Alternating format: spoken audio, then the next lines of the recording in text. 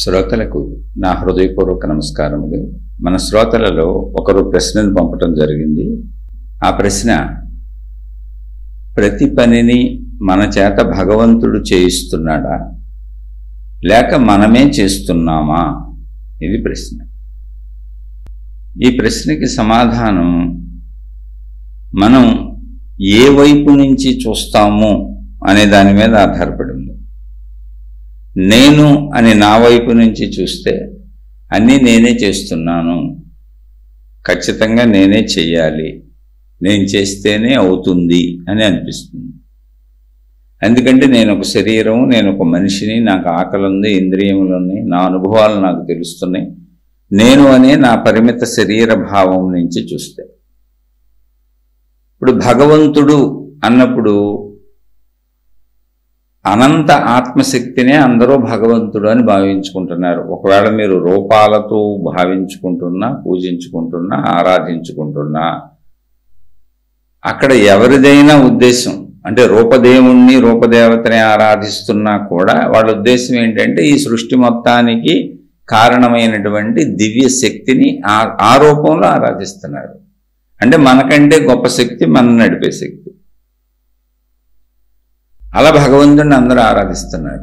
అప్పుడు భగవంతుడి వైపు నుంచి ఆలోచించామనుకోండి, ఇప్పుడు భగవంతుడిని అసలు ఎందుకు కోరుకుంటాం మనం? ఏదైనా ఎవరైనా సరే ఒక భగవంతుడిని ఎందుకు ఆరాధిస్తారు, ఎందుకు కోరుకుంటారు? రక్షణ కోసం. భగవత్ శక్తి ఈ సృష్టికి ఆధారం అనేటువంటి భావన ఉంది కనుక. అప్పుడు భగవంతుడు మనకు అన్ని సమకూరుస్తాడు అని ఒక భావన ఉంది కనుక, దేవుడు కావచ్చు, దేవత కావచ్చు. అప్పుడు భగవంతుడి వైపు నుంచి చూసినప్పుడు మొత్తం భగవంతుడు చేస్తున్నట్టే ఉంటుంది. నేను చేసేది ఏముంది? ఎందుకనంటే నా పుట్టుక నా చేతిలో లేదు, నా చావు నా చేతిలో లేదు, నా శరీర ఎదుగుదల, తరుగుదల, పెరుగుదల నా చేతిలో లేదు. అసలు ఏ నిమిషం ఏం జరుగుద్దో నాకు తెలియదు. నేను రోడ్డు మీదకి వెళ్తే వస్తానో లేదో తెలియదు, ఏ యాక్సిడెంట్ అవుద్దో లేదో తెలియదు, లేదా క్షేమంగా వస్తానో లేదో తెలియదు, ఏదైనా అనారోగ్యం వస్తుందో రాదో తెలియదు. ఎందుకంటే అసలు భవిష్యత్తు నాకు తెలియదు. భవిష్యత్తు ఎవరి చేతిలో ఉంది? భగవంతుడి చేతిలో ఉంది. ప్రస్తుత నిమిషం మనం ఏదో చేస్తున్నట్టు కనపడుతుంది, ఇది కూడా భగవంతుడి చేతిలోనే ఉంది. ఎప్పుడు భగవంతుడి వైపు నుంచి ఆలోచించినప్పుడు. కాబట్టి ఇక్కడ మనిషికి వచ్చే సందేహం, మనిషికి వచ్చే ఒక సంకటం, మనిషికి ఉండే మనసులో ఉండే ఎప్పుడూ తీరని ఒక సందిగ్ధం ఏంటి అంటే, నేను చేస్తున్నట్టు ఉంది, నేనే చేస్తున్నట్టు ఉంది. ఎందుకంటే నేను బతుకుతున్నాను, నాకు తెలుస్తుంది, నేను అనుభవిస్తున్నాను. కానీ మళ్ళీ భగవంతుడిని ఇంకో కాన్సెప్ట్ ఉంది, పూజిస్తాను, ప్రార్థిస్తాను, అర్థిస్తాను, అర్చిస్తాను, అడుగుతూ ఉంటాను. నేనే చేస్తున్నాను, నేను బతకాలి, నేను తినాలి, నాకు కావాలి అనేది 99% ప్రతి మనిషిలోనూ ఉంది. అందుకే మనం అన్నీ చేసుకుంటానే వెళ్తున్నాం. అసలు మోసాలు, అన్యాయాలు, కుట్రలు, కుతంత్రాలు, చెడులు ఇవన్నీ ఎందుకు జరుగుతున్నాయి? వీళ్ళందరూ దేవుడిని నమ్మట్లేదనా? ప్రతి ఇంట్లోనూ వాళ్ళు ఏదో ఒక మతానికి సంబంధించిన ఏదో ఒక దైవాన్ని అనుసరిస్తూనే ఉంటారు. కానీ ఎందుకు మరి వాళ్ళు చెడులు చేస్తున్నారు? ప్రపంచంలో చెడు ఎందుకు ఉంది?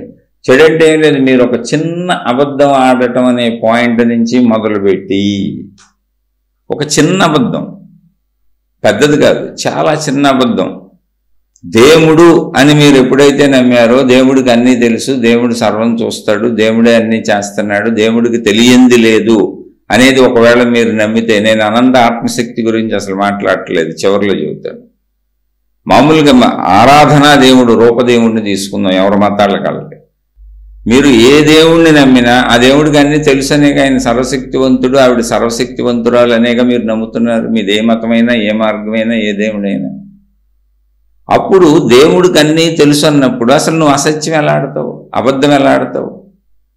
First point. రెండవ పాయింట్, దేవుడికి అన్నీ తెలుసు అన్నప్పుడు నాకెంత ఇవ్వబడిందో, నాకేమందిందో, నాకేం జరిగిందో అదంతా దేవుడికి తెలిసే జరిగింది. మళ్ళీ నాకు సరిపోలేదు, నన్ను రక్షించు, నన్ను కాపాడు, నాకు అన్నీ సమకూర్చు, నా బాధలు తీర్చు, నా కష్టాలు తీర్చని దేవుడిని ఎలా అడుగుతావు? దేవుడికి తెలిసేగా జరుగుతుంది. మీరు గమనించి చూడండి, ఒక సందిగ్ధావస్థలో ఎప్పుడూ ఉంటాం మనం.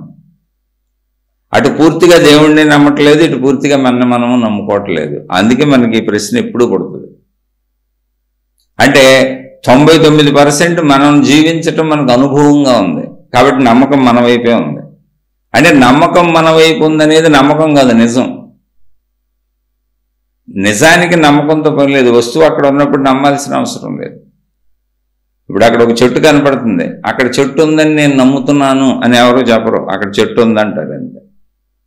చెట్టు అందరికీ కనపడుతున్నప్పుడు, చెట్టు అక్కడ ఉన్నప్పుడు చెట్టు ఉందని నేను నమ్ముతున్నాను అనక్కర్లేదు. అలాగే నేను జీవిస్తున్నాను, నా శరీరం ఉంది, నా మనసు ఉంది, నా బుద్ధి ఉంది, నా కోరికలు ఉన్నాయి, నా ఇంద్రియాలు ఉన్నాయి, నాకు ఆకలి తెలుస్తుంది, నా కష్టాలు తెలుస్తున్నాయి, నా బాధలు తెలుస్తున్నాయి, నా కన్నీళ్లు తెలుస్తున్నాయి, నా ఇబ్బందులు తెలుస్తున్నాయి, నా సంతోషాలు తెలుస్తున్నాయి, నాకు ఆనందంగా ఉండటానికి ఏం కావాలో తెలుస్తుంది, నా హాయికి ఏం కావాలో తెలుస్తుంది. అవన్నీ ప్రయత్నిస్తున్నాను, కొన్ని దొరుకుతున్నాయి, కొన్ని దొరకట్లేదు. ఇదంతా నాకు తెలుస్తుంది కాబట్టి నాకు తెలిసేదాన్ని నేను నమ్మాల్సిన అవసరం లేదు. అది నా సహజ సత్యము. అందుకని సహజ సత్యంలో నేను 99% ఎప్పుడూ జీవించుకుంటూ వెళ్ళిపోతున్నాను. నమ్మాలని ఎవరు చెప్పక్కర్లేదు, నాకు అసలు చెప్పాల్సిన అవసరం కూడా లేదు. ఎవరు చెప్పాల్సిన అవసరం లేనటువంటి స్వీయ అనుభవం అయినటువంటి నా దేహము, నా మనసు, నా బుద్ధి, నా అహంకారము, నేను అనే భావన, నేను జీవిస్తున్న విధానము, జీవన విధానము, ఇవన్నీ సహజ సత్యాలు చెప్పుకున్నట్టుగానే. ఈ సహజ సత్యాలలో ఎవరికైనా నేనే చేస్తున్నాను, నేనే చేసుకోవాలి అని సహజంగా అనిపిస్తుంది. ఫస్ట్ పాయింట్ ఇది.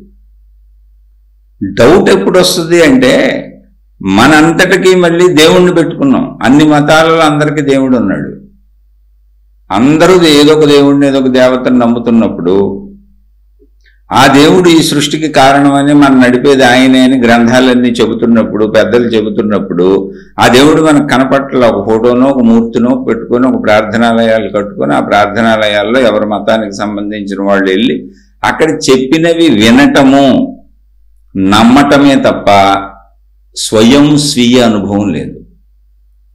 జాగ్రత్తగానండి. నమ్మకం అంటే ఏంటి, ఇక్కడ అనుభవం అంటే ఏంటి తెలుసుకోండి.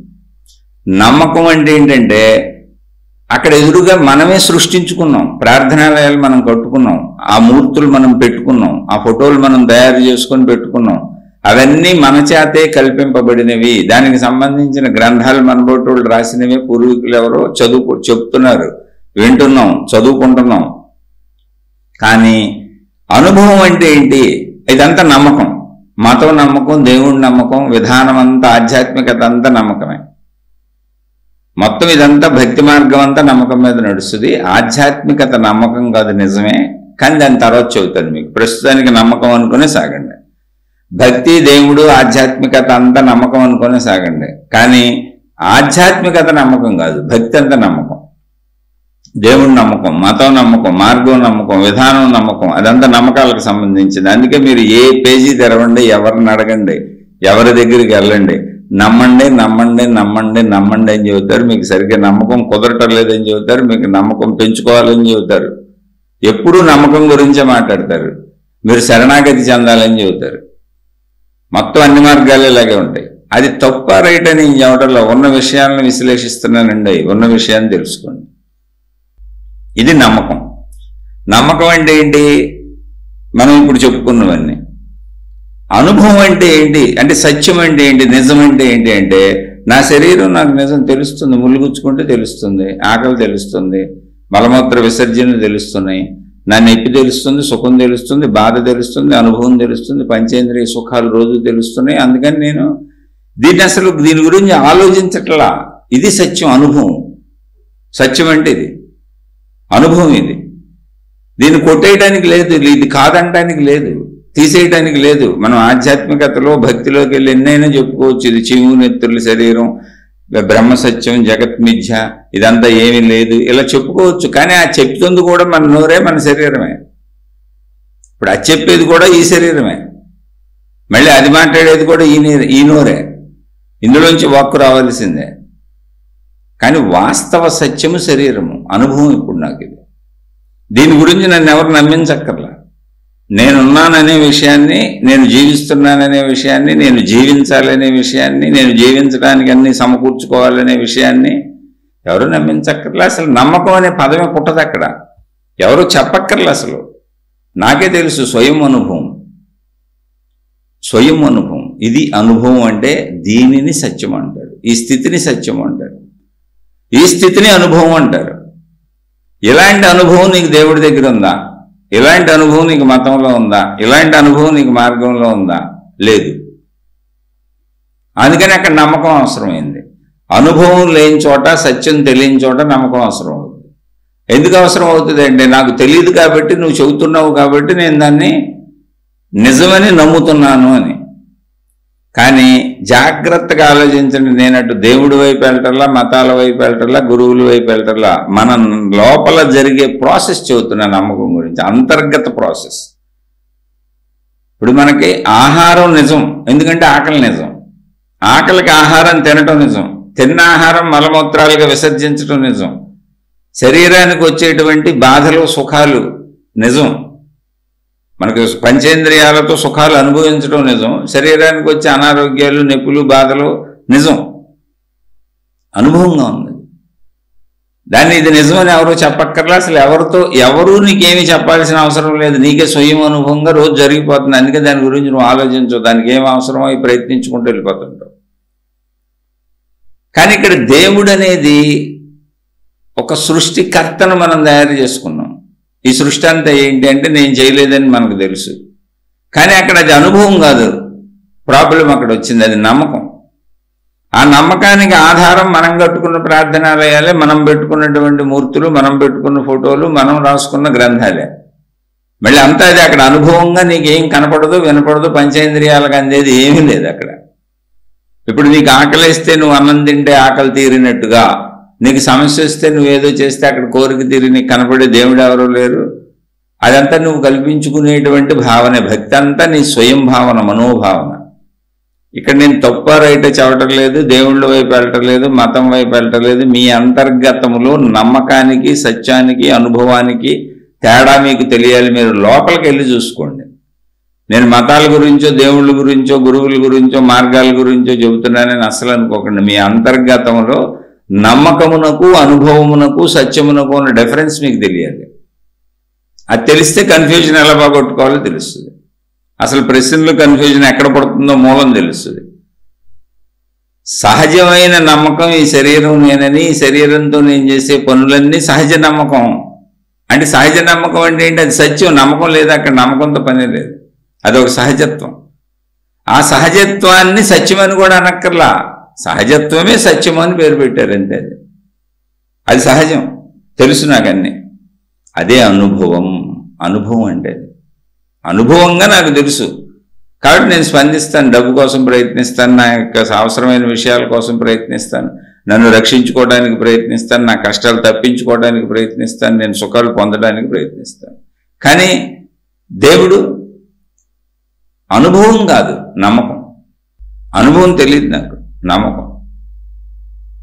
అందుకని ఇప్పుడు సందిగ్ధమే ఉంటుంది, దేవుడు చేస్తున్నాడా నేను చేస్తున్నానని. అందుకు అసలు ఆ ప్రశ్న ఎందుకు పడుతుంది? దేవుడు చేయిస్తున్నాడా నేను చేస్తున్నానా అనే ప్రశ్న ఎందుకు పడుతుంది అంటే, నేను ప్రయత్నిస్తున్నప్పుడు చాలా విషయాల్లో ఫెయిల్ అయిపోతూ ఉంటాను, కానీ నేను జీవించడం నాకు అనుభవం. నేను ఎంత ప్రయత్నించినా ఆ ఫలితాలన్నీ నా చేతిలో ఉండవు. ఆ ఫలితాలు నా చేతిలో ఉండకపోవటానికి కారణం దేవుడు ఇవ్వకపోవటం కాదు, దేవుడు కాదు. నేను ప్రయత్నించేదంతా నా చుట్టూ ఉన్న లక్షల కోట్ల మనుష్యుల మధ్య నేను విశాలంగా ఆలోచించట్లేదు. నాకే ఫలితం రావాలన్నా కోటాను కోట్ల మంది ప్రయత్నిస్తున్న ఈ ప్రపంచంలో నా ప్రయత్నం ఎంతో నాకు ఫలితం అంతే. కొంతమందికి ఎక్కువ, కొంతమందికి తక్కువ వస్తున్నట్టు కనపడుతూ ఉండొచ్చు. కాదు, వాళ్ళ ప్రయత్నాలలో వాళ్ళ శారీరక, మానసిక తెలివితేటలు, ప్రజ్ఞ, అవన్నీ అంశాలు కలిసినాయి.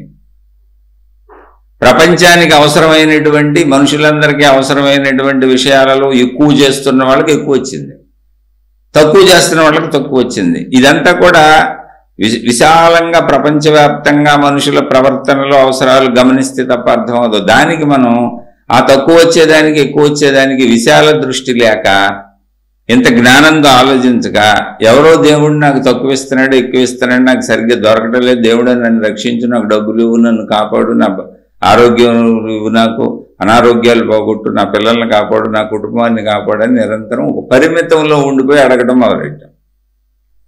అనారోగ్యాలకి కారణం కూడా నీ మనసు, నీ శరీరమే. సర్వ రోగములకు మూలము, సర్వ ఆరోగ్యములకు మూలము మన శరీరంలోనే ఉంది. మన ఆలోచన అంతా కూడా హాయిగా, సంతోషంగా, ధర్మంగా, ఆనందంగా సాగితే రోగనిరోధక శక్తి మనలోనే పెరిగి మనలోనే ఎటువంటి రోగములు రాకుండా శరీరాన్ని రక్షించుకునేటువంటి ధర్మశక్తి పెరుగుతుంది, మంచి శక్తి పెరుగుతుంది. మనలో కుట్రలు, కుతంత్రాలు, కుళ్ళులు, భయాలు, ఆందోళనలు, ఒత్తిళ్లు, స్ట్రెస్లు, ప్లానింగ్ సిస్టమ్ అంతా మారిపోయి అధర్మంలోకి వెళ్ళినప్పుడు మనలోనే రోగనిరోధక శక్తి తగ్గిపోయి, అంటే మనమే బలహీనపరుచుకున్నాం, అంతర్గతంగా తగ్గిపోయి మనలోనే రోగాలు పుట్టుకొస్తాయి. రోగాలు బయట నుంచి వచ్చేది ఏం కాదు, మనలోనే పుట్టుకొచ్చేస్తాయి. బయట నుంచి బ్యాక్టీరియా ద్వారా వచ్చే కొన్ని ఉంటాయి, మనలోనే పుట్టుకొస్తాయి. మనలో రోగనిరోధక శక్తి అధికంగా ఉన్నప్పుడు బయట నుంచి వచ్చే బ్యాక్టీరియా కూడా మనం ఏమీ చేయలేదు. రోగనిరోధక శక్తి అంటే అదే, రోగము రాకుండా నిరోధించే శక్తి మనలో బయట నుంచి వచ్చి మనకు పనికిరాందంతా యుద్ధాలు చేస్తుంది, దాన్ని చంపేస్తుంది. ఈరోజు లోపల యుద్ధాలు జరుగుతున్నాయి. రోగనిరోధక శక్తి బాగున్నంతసేపు ఆరోగ్యం బాగుంటుంది. రోగనిరోధక శక్తి ఫైట్ చేయలేనప్పుడు, యుద్ధం చేయలేనప్పుడు, మనకు పనికిరాని మన లోపలికి వచ్చినప్పుడు మనకు రోగం వస్తుంది. అయితే ఇది ఎవరికి వస్తుంది? మనసు పాడు చేసుకొని, బుద్ధి పాడు చేసుకొని, మొత్తం శరీరం పాడు చేసుకుంటూ వెళ్తారు. అనారోగ్యాలకి కారణం కూడా నువ్వే, దేవుడు కాదు, ఏ దేవుడు కాదు. మీరు విచక్షణతో ప్రశాంతంగా కూర్చొని విశాలంగా ఆలోచించాలి. ఇది పరిమితంగా ఆలోచిస్తే అర్థం కాదు. ఇది అందరూ పరిమితంగా ఆలోచిస్తారు కనుక కష్టాలు ఏవో వచ్చి మీద పడిపోయినాయి అనుకుంటున్నారు. అంటే ఇప్పుడు గుండెపోటు వచ్చింది, సపోజ్ ఒక ఆయనకు ఒక 50 ఏళ్ళకి గుండెపోటు వచ్చింది అనుకోండి, మనం ఏమనుకుంటాం? చూసావా, గుండెపోటు హఠాత్తుగా వచ్చేసింది అనుకుంటాం. అది హఠాత్తుగా రాలా. నువ్వు చిన్నప్పటి నుంచి 15-20 ఏళ్ల వయసు నుంచి నీకు ఊహ తెలిసిన కాడి నుంచి నువ్వు తింటున్న తిండి, నువ్వు జీవించిన జీవన విధానం, నువ్వు తిరిగిన తిరుగుడు, నువ్వు పడిన ఒత్తిడి, నీ స్ట్రెస్, ఇవన్నీ కలిపి 50వ ఏట గుండెపోటుని తెచ్చింది. అంటే ఇది మొదలైంది 15వ ఏట, 20వ ఏట మొదలైపోయింది నీ జీవన విధానం. ఈ లోపల నీ శరీరం దాన్ని ఎదుర్కోవటానికి ప్రయత్నించింది, దాన్ని సర్దుకోవడానికి ప్రయత్నించింది. బోల్డ్ ప్రయత్నాలు చేసి చేసి చేసి లోపల విఫలమైపోయింది. అప్పుడు అనారోగ్యంగా బయటపడింది. ఒక అనారోగ్యంగా బయటపడటానికి ఒక గుండె కానీ, ఒక కిడ్నీలు చెడిపోవటం కానీ, ఏదైనా కొన్ని సంవత్సరాల సుదీర్ఘ పర్యంతం జరుగుద్ది. శరీరం తనను తాను రిపేర్ చేసుకుందామని ట్రై చేస్తుంది.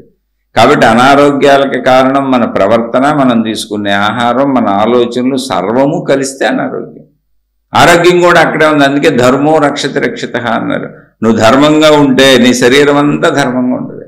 ధర్మం అంటే ఏంటి? ఏమి లేదు, మంచిగా ఉండటం, సంతోషంగా ఉండు, ఉన్నదాంతో సంతృప్తిగా ఉండు, నీ ప్రయత్నంతో దొరికిందాంతో హాయిగా ఉండు. అలా ఉండి చూడు, అంతా ఆరోగ్యంగా ఉంటుంది. మనసు హాయిగా ఉంటుంది, విశ్రాంతిగా ఉంటావు, ఉన్నదాంతో సంతృప్తిగా ఉంటావు, నీకు తగిన పని ఏదో చేసుకుంటావు, చక్కగా ఉన్నదాంతో తిని సంతోషంగా కుటుంబం అంతా కౌరులు చెప్పుకుంటూ హాయిగా ఉంటారు.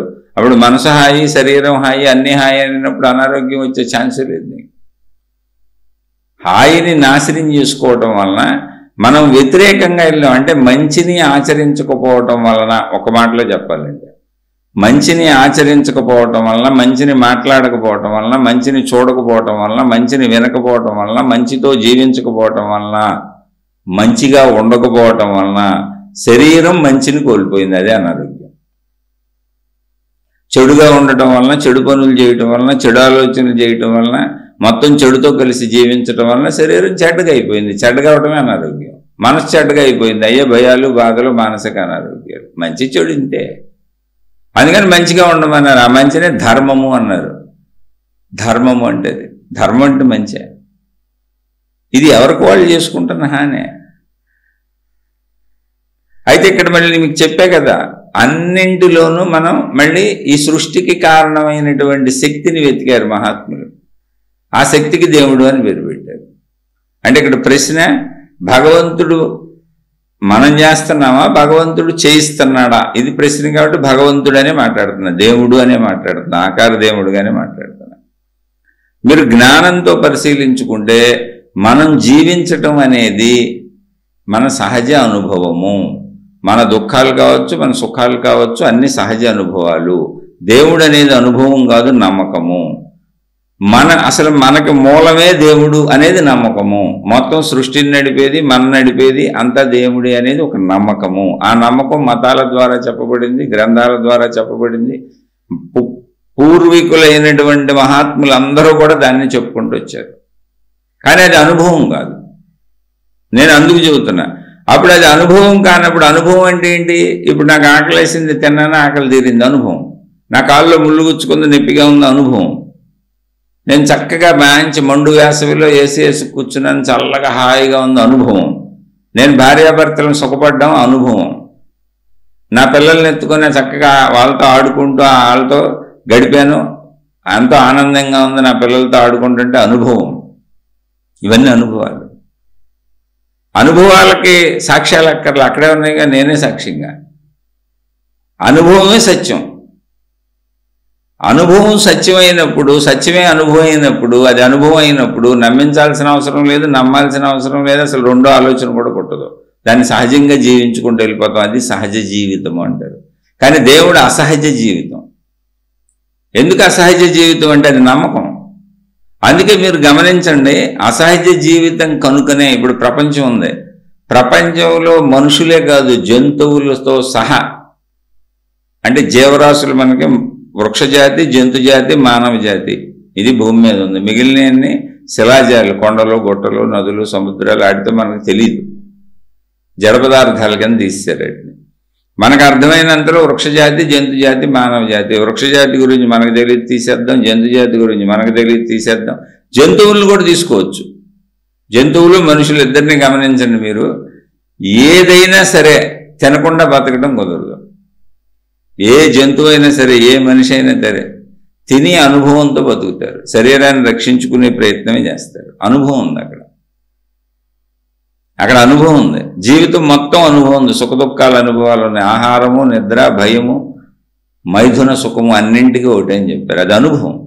అంటే అన్ని అనుభవాలతో జీవిస్తాయి. ప్రతిరోజు, ప్రతి నిమిషం, ప్రతి సెకండ్ అనుభవాలతోనే ఉంటుంది. మెలకువ అంతా అనుభవంతోనే ఉంటుంది. అదే నేను నేను నేను అనేది అనుభవం. ఆ నేనుకి ఎన్నో అనుభవాలు చేరుతూ ఉంటాయి. కానీ దేవుడు ఎక్కడ అనుభవం? దేవుడు చెప్పబడ్డాడు. ఎందుకు చెప్పబడ్డాడు? మరి దేవుడిని ఎందుకు నమ్ముతున్నాం అనుభవం లేదు అంటే మళ్ళీ అక్కడ నమ్మాల్సిన అవసరం ఉంది. ఎందుకనంటే ఈ సృష్టి అంతా నేను చేయలేదు, ఈ చుట్టూ ఉన్న సృష్టి అంతా నేను చేయలేదు. కనీసం నా శరీరం నేను తెచ్చుకోలేదు. నా శరీరంలో ఈ అమరికలన్నీ నావి కాదు. ఇప్పుడు నా శరీరంలో మళ్ళీ ఆటోమేటిక్ ఫంక్షనింగ్ బోర్డు ఉంది. కళ్ళు ఆటంతటా ఇవి చూస్తాయి, చెవులు ఆటంతటా ఇవి ఉంటాయి. నేనేం చెప్పను, చూడు, విను అని వాటికేం సందేశాలు ఇవ్వక్కర్లా, స్విచ్లే ఎక్కర్లా. ఇప్పుడు మన ఇంట్లో ఫ్యాన్ తిరగాలంటే స్విచ్ చేయాలి, లైట్ వెలగాలంటే స్విచ్ చేయాలి, మోటార్ తిరగాలంటే స్విచ్ చేయాలి. అవన్నీ యంత్రాలు. కానీ మన ఆటోమేటిక్ మిషన్, దాని అంతటా అది పని చేసుకుంటూ వెళ్ళిపోద్ది. నా ప్రమేయమీ లేదు. అనుభవాలతో పాటు మళ్ళీ ఆటోమేటిక్ సిస్టమ్ కూడా ఉంది నా లోపల. అలాగే సృష్టి మొత్తం ఉంది. ఇదంతా నేను చేసింది కాదు. నేను తీసుకుంటున్న ఆహార పదార్థాలన్నీ సృష్టిలో ఉన్నాయి, నేను సృష్టించినవి కాదు. మొక్కలన్నీ నేను వచ్చేటప్పటికే ఉన్నాయి, వాయువు నేను వచ్చేటప్పటికే ఉంది, పంచభూతాలు నేను వచ్చేటప్పటికే ఉన్నాయి. వాటిని వాడుకు బతుకుతున్నాను. కాబట్టి ఎవరో ఈ ఏర్పాటు ఇక్కడ చేశారు. ఆ ఎవరో అనే సృష్టి శక్తికి, విశ్వశక్తికి పూర్వీకులైన పెద్దలు దేవుడు అని పేరు పెట్టారు, భగవంతుడు అని పేరు పెట్టారు. దానికి ఆకృతులు ఇచ్చారు.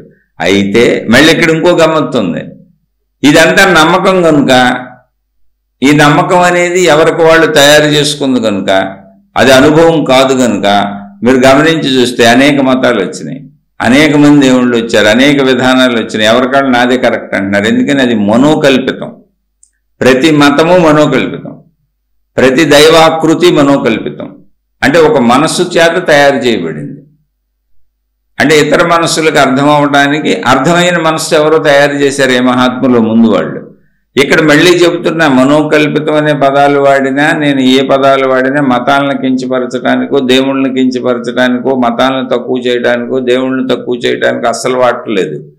నీ అంతర్గతంలో అనుభవానికి, నమ్మకానికి, సత్యానికి డిఫరెన్స్ తెలియటానికి, నువ్వు దేవుణ్ణి నమ్ముతున్నావా, అనుభవిస్తున్నావా అనేది నీకు తెలియటానికి, నీకు అనుభవం అనేది దైవత్వంలో ఎక్కడ దొరుకుతుందో అది నీకు తెలియజేయటానికి.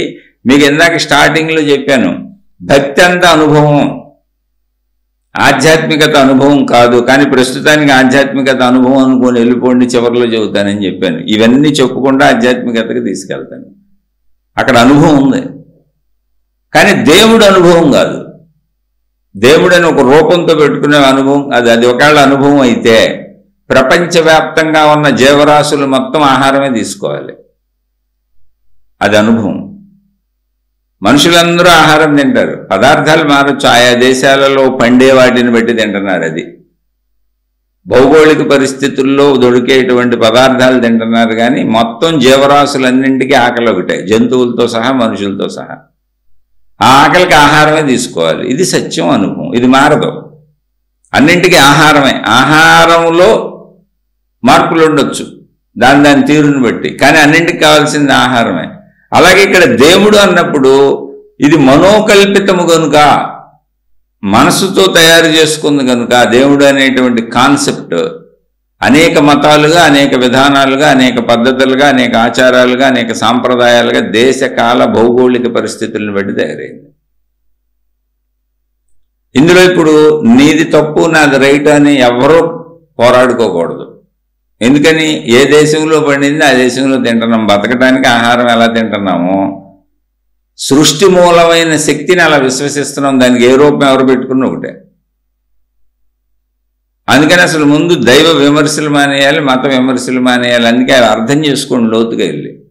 నా మతమే కరెక్టు, నీ మతం తప్పు, నా దేవుడే కరెక్టు, నీ దేవుడే తప్పు అని చెప్పేవాళ్ళు అందరూ కూడా మానవ జాతి మొత్తాన్ని పక్కదో పట్టిస్తున్నారు.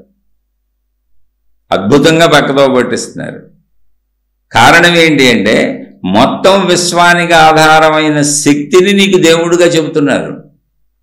ఆయా భౌగోళిక పరిస్థితుల్లో పండబడినటువంటి ఆహార పదార్థములు ఎలా తింటూ బతుకుతున్నామో, ఆయా భౌగోళిక పరిస్థితులకు తగ్గట్టుగా వస్త్రధారణ ఎలా చేసుకున్నామో, ఆయా భౌగోళిక పరిస్థితులకు తగ్గట్టుగా మన జీవన విధానాలు ఎలా మార్పులుగా ఉన్నాయో, అలాగే మతాలు, ఆచారాలు, సాంప్రదాయాలు, విధానాలు, దేవుళ్ళు, పద్ధతులు అన్నీ కూడా భౌగోళిక పరిస్థితుల నుంచి ఏర్పడినాయి. అక్కడక్కడ దేశాలను బట్టి వాళ్ళు అక్కడక్కడ భావజాలం వ్యాప్తి చేసుకున్నారు. అక్కడక్కడ రూపతీరులను బట్టి దేవుళ్ళకు కూడా రూపాలు ఇచ్చుకున్నారు. భౌగోళిక పరిస్థితులు చేసింది ఇది. ఆహారం ఎలాగో ఇవి కూడా అలాగే. అయితే అందరూ చెబుతున్నది ఒకటే, ఆహారం ఏదైనా ఆకలి ఒకటే. అక్కడ జీవి బ్రతకటం అనేది ముఖ్యం, జంతువులైనా మనిషి అయినా. జీవి బ్రతకటానికి ఆహారం తినడం అనేది ముఖ్యం. ఆహారం ఏం తిన్నాం అనేది ముఖ్యం కాదు. ఆహారం ఎందుకు తింటున్నాం అనేది ముఖ్యం, అది మనం బ్రతకడానికి. అలాగే దేవుడు అనేది, దేవుడు ముఖ్యం కాదు, దేవుడు ఎందుకు అనేది ముఖ్యం, దేవుడు ఎవరో అనేది ముఖ్యం. ఏ దేవుడు గొప్పవాడు అనేది ముఖ్యం కాదు, ఏ రూపం నిజం అనేది ముఖ్యం కాదు. అసలు అన్నీ ఇక్కడ అన్నీ నిజాలే. ఎందుకనంటే దైవ శక్తి అది రూపం కాదు, అది అసలు రూపమే కాదు, అది దైవ శక్తి, విశ్వశక్తి. ఇంకా చెబుతుంది మొత్తం ప్రపంచానికి విశ్వానికి మూలమైన శక్తి. ఇప్పుడు అనేక దేశాలు ఉన్నాయి, అనేక భౌగోళిక పరిస్థితులు ఉన్నాయి, వృక్షాలు ఉన్నాయి, జంతువులు ఉన్నాయి, మనుషులు ఉన్నారు, జడ పదార్థాలు ఉన్నాయి, గ్రహాలు, గోళాలు, నక్షత్రాలు ఉన్నాయి. ఇవన్నీ మనం చేసినవి కాదు, ఈ విషయం మనకు తెలుసు. ఇందులో మనం ఒక ధూళి కణం. మన శరీరం కూడా నియంత్రించబడి సాగుతుంది. జననము మరణము రెండు మన చేతిలో లేవు. మన శరీరం ఎదిగిపోతుంది, దానంతటదే ఎదిగిపోతుంది, దానంతటదే పెరిగిపోతుంది, దానంతటదే తరిగిపోతుంది, దానంతటదే మరణానికి వెళ్ళిపోతుంది. ఇదేది మన కంట్రోల్లో లేదు. మన శరీరంలో ఆటోమేటిక్ మిషన్ టైప్లో మొత్తం శరీరం గుండు కొట్టుకోవటం నుంచి లోపల అవయవాలన్నీ వాటి పనులు చేసుకుంటున్నాయి. అది మనకు తెలీదు. నిద్ర మనకి మన చేతిలో లేదు, మెలకువ మన చేతిలో లేదు. ఆటోమేటిక్గా నిద్రలోకి వెళ్తాం, ఆటోమేటిక్గా మెలకువలోకి వస్తాం. ఇదంతా కూడా నిర్ధారించబడి మన శరీరంలోనూ జరుగుతుంది, మొత్తం విశ్వంలోనూ జరుగుతుంది. అంటే జరుగుతున్న నడకను చూస్తేనేమో ఎవరో నడుపుతున్నట్టుంది. ఎందుకంటే నేను నడపట్లేదని నాకు తెలుస్తుంది. నా సొంత శరీరాన్నే పూర్తిగా నేను నడపట్లేదని నాకు తెలుస్తుంది. ఎవరో నడుపుతున్నట్టు తెలుస్తుంది, కానీ ఆ ఎవరో నాకు అనుభవం లేదు. అందుకని అది నమ్మకం. జాగ్రత్తగానండి, ఎవరో నడుపుతున్నట్టు ఖచ్చితంగా తెలుస్తుంది, అందులో డౌటే లేదు. సృష్టి మొత్తానికి కారణం ఏదో ఉంది. ఆ కారణం ఏంటి అంటే సృష్టి శక్తి, విశ్వశక్తి అని మహాత్ములు కనుగొన్నారు. సాధనల ద్వారా కనుగొన్నారు. నోటి మాటలతో ఇప్పుడు మనం నా బోటోడు చెప్పినట్టు తేలిగ్గా చెప్పేలేడు. నేను అనుభవం లేనివాడిని కాబట్టి ఇలా పైపైన చెబుతున్నా. వాళ్ళు అనుభవంతో చెప్పారు. కాదు అని మనం మామూలుగా పరిశీలించిన, అంత అసలు అనుభవం తపస్సులు ఏం చేయలేదు, మామూలుగా పరిశీలించిన నా శరీరమే నా చేతిలో లేదుగా. ఇప్పుడు మూత్ర విసర్జన చెయ్యాలని అనిపిస్తే చేయగలను, మల విసర్జన చెయ్యాలి అనిపిస్తే చేయగలను, ఆకలి పుడితే తినగలను. నేను ఇప్పుడు చూసే శక్తి ఉంది కనుక చూస్తున్నాను, వినే శక్తి ఉంది కనుక వింటున్నాను. అదే లోపల శక్తి లేదు, శరీరంలో అవయవాలన్నీ అలాగే ఉన్నాయి, కానీ ఆ వ్యక్తి మరణించాడని చెబుతున్నాం. పోనీ మరణం నా చేతిలో ఉంది ఆపుకోగలనంటే లేదు, పుట్టుకు నా చేతిలో ఉందంటే లేదు. పోనీ ఎక్కడి నుంచి పుట్టుకొచ్చానో నాకు తెలుసా? తెలీదు. ఎప్పుడు చచ్చిపోతానో నాకు తెలుసా? తెలీదు. అసలు ఎందుకు బతుకుతున్నానో నాకు తెలుసా? తెలీదు. మరి ఎందుకు బతుకుతున్నావు? ఉన్నాను కాబట్టి బతుకుతున్నాను, సింపుల్ అంతే. మరి ఎందుకు తింటున్నావు? ఆకలేస్తుంది కాబట్టి తింటున్నాను. ఎందుకు చూస్తున్నావు? కళ్ళు చూస్తాయి కాబట్టి చూస్తున్నాను. ఎందుకు వింటున్నావు? చెవులు వింటాయి కాబట్టి వింటున్నాను. అంటే అనిపించేలా ఉంది. ఆకలేసి ఇప్పుడు ఆకలి పుట్టి తినాలనిపించేలా ఎలా ఉందో శరీరంలో, ఇంద్రియాలన్నింటికి అనిపించేలా ఉంది. చూడాలనిపించి, వినాలనిపించి, తినాలనిపించి, అనుభవించాలనిపించేలా ఉంది లోపల. అలా పెట్టబడింది. అంటే ఇది మళ్ళీ నేను చేయలే, ఈ ప్రణాళిక నాది కాదు. ఇప్పుడు దాన్ని నేను ఆపటానికి కూడా నా పద్ధతిలో లేదు. అది పెరుగుతూ వెళ్ళిపోతుంది, తరుగుతూ వెళ్ళిపోతుంది. నేను శరీరాన్ని ఆపలేను, నాది అన్న శరీరాన్ని కూడా. అప్పుడు సృష్టి మొత్తం గమనిస్తే దీని మొత్తానికి ఎవరో కారణంగా ఉన్నారు, నేను కాదుగా. నేను కాదని నాకు ఖచ్చితంగా తెలుస్తున్నప్పుడు ఇంకెవరో ఉన్నారని నేను నమ్మాలిగా. ఆ నమ్మకాన్ని దేవుడు అన్నారు. అదే విశ్వశక్తి, సృష్టి శక్తి, ప్రకృతి శక్తి, దాన్ని దైవశక్తి. ఆ దైవశక్తి అంటే నీకు తెలియట్లేదు కనుక, అంటే తెలియట్లేదంటే నిజంగా తెలియదు. అది శక్తి అసలు ఎప్పటికీ తెలియదు కనుక దేవుడు అని ఒక ఆకృతి ఇచ్చారు. ఎందుకంటే మనుషులకి దేవుళ్ళు తెలుసు, అంటే మనుషులకు మనుషులు తెలుసు, స్త్రీలు పురుషులు. అలా దేవుడికి స్త్రీ పురుష ఆకృతులు ఇచ్చి మనిషికి తెలిసిన రీతిలో బోధ చేసే ప్రయత్నం చేశారు. దైవశక్తిని, దైవశక్తికి ముందు అది విశ్వశక్తి, విశ్వశక్తికి ముందు ప్రకృతి శక్తి. రెండు ఒకటే, విశ్వశక్తి ప్రకృతి శక్తి. మొత్తంగా అది శక్తి. శక్తి విశ్వశక్తి ప్రకృతి శక్తి.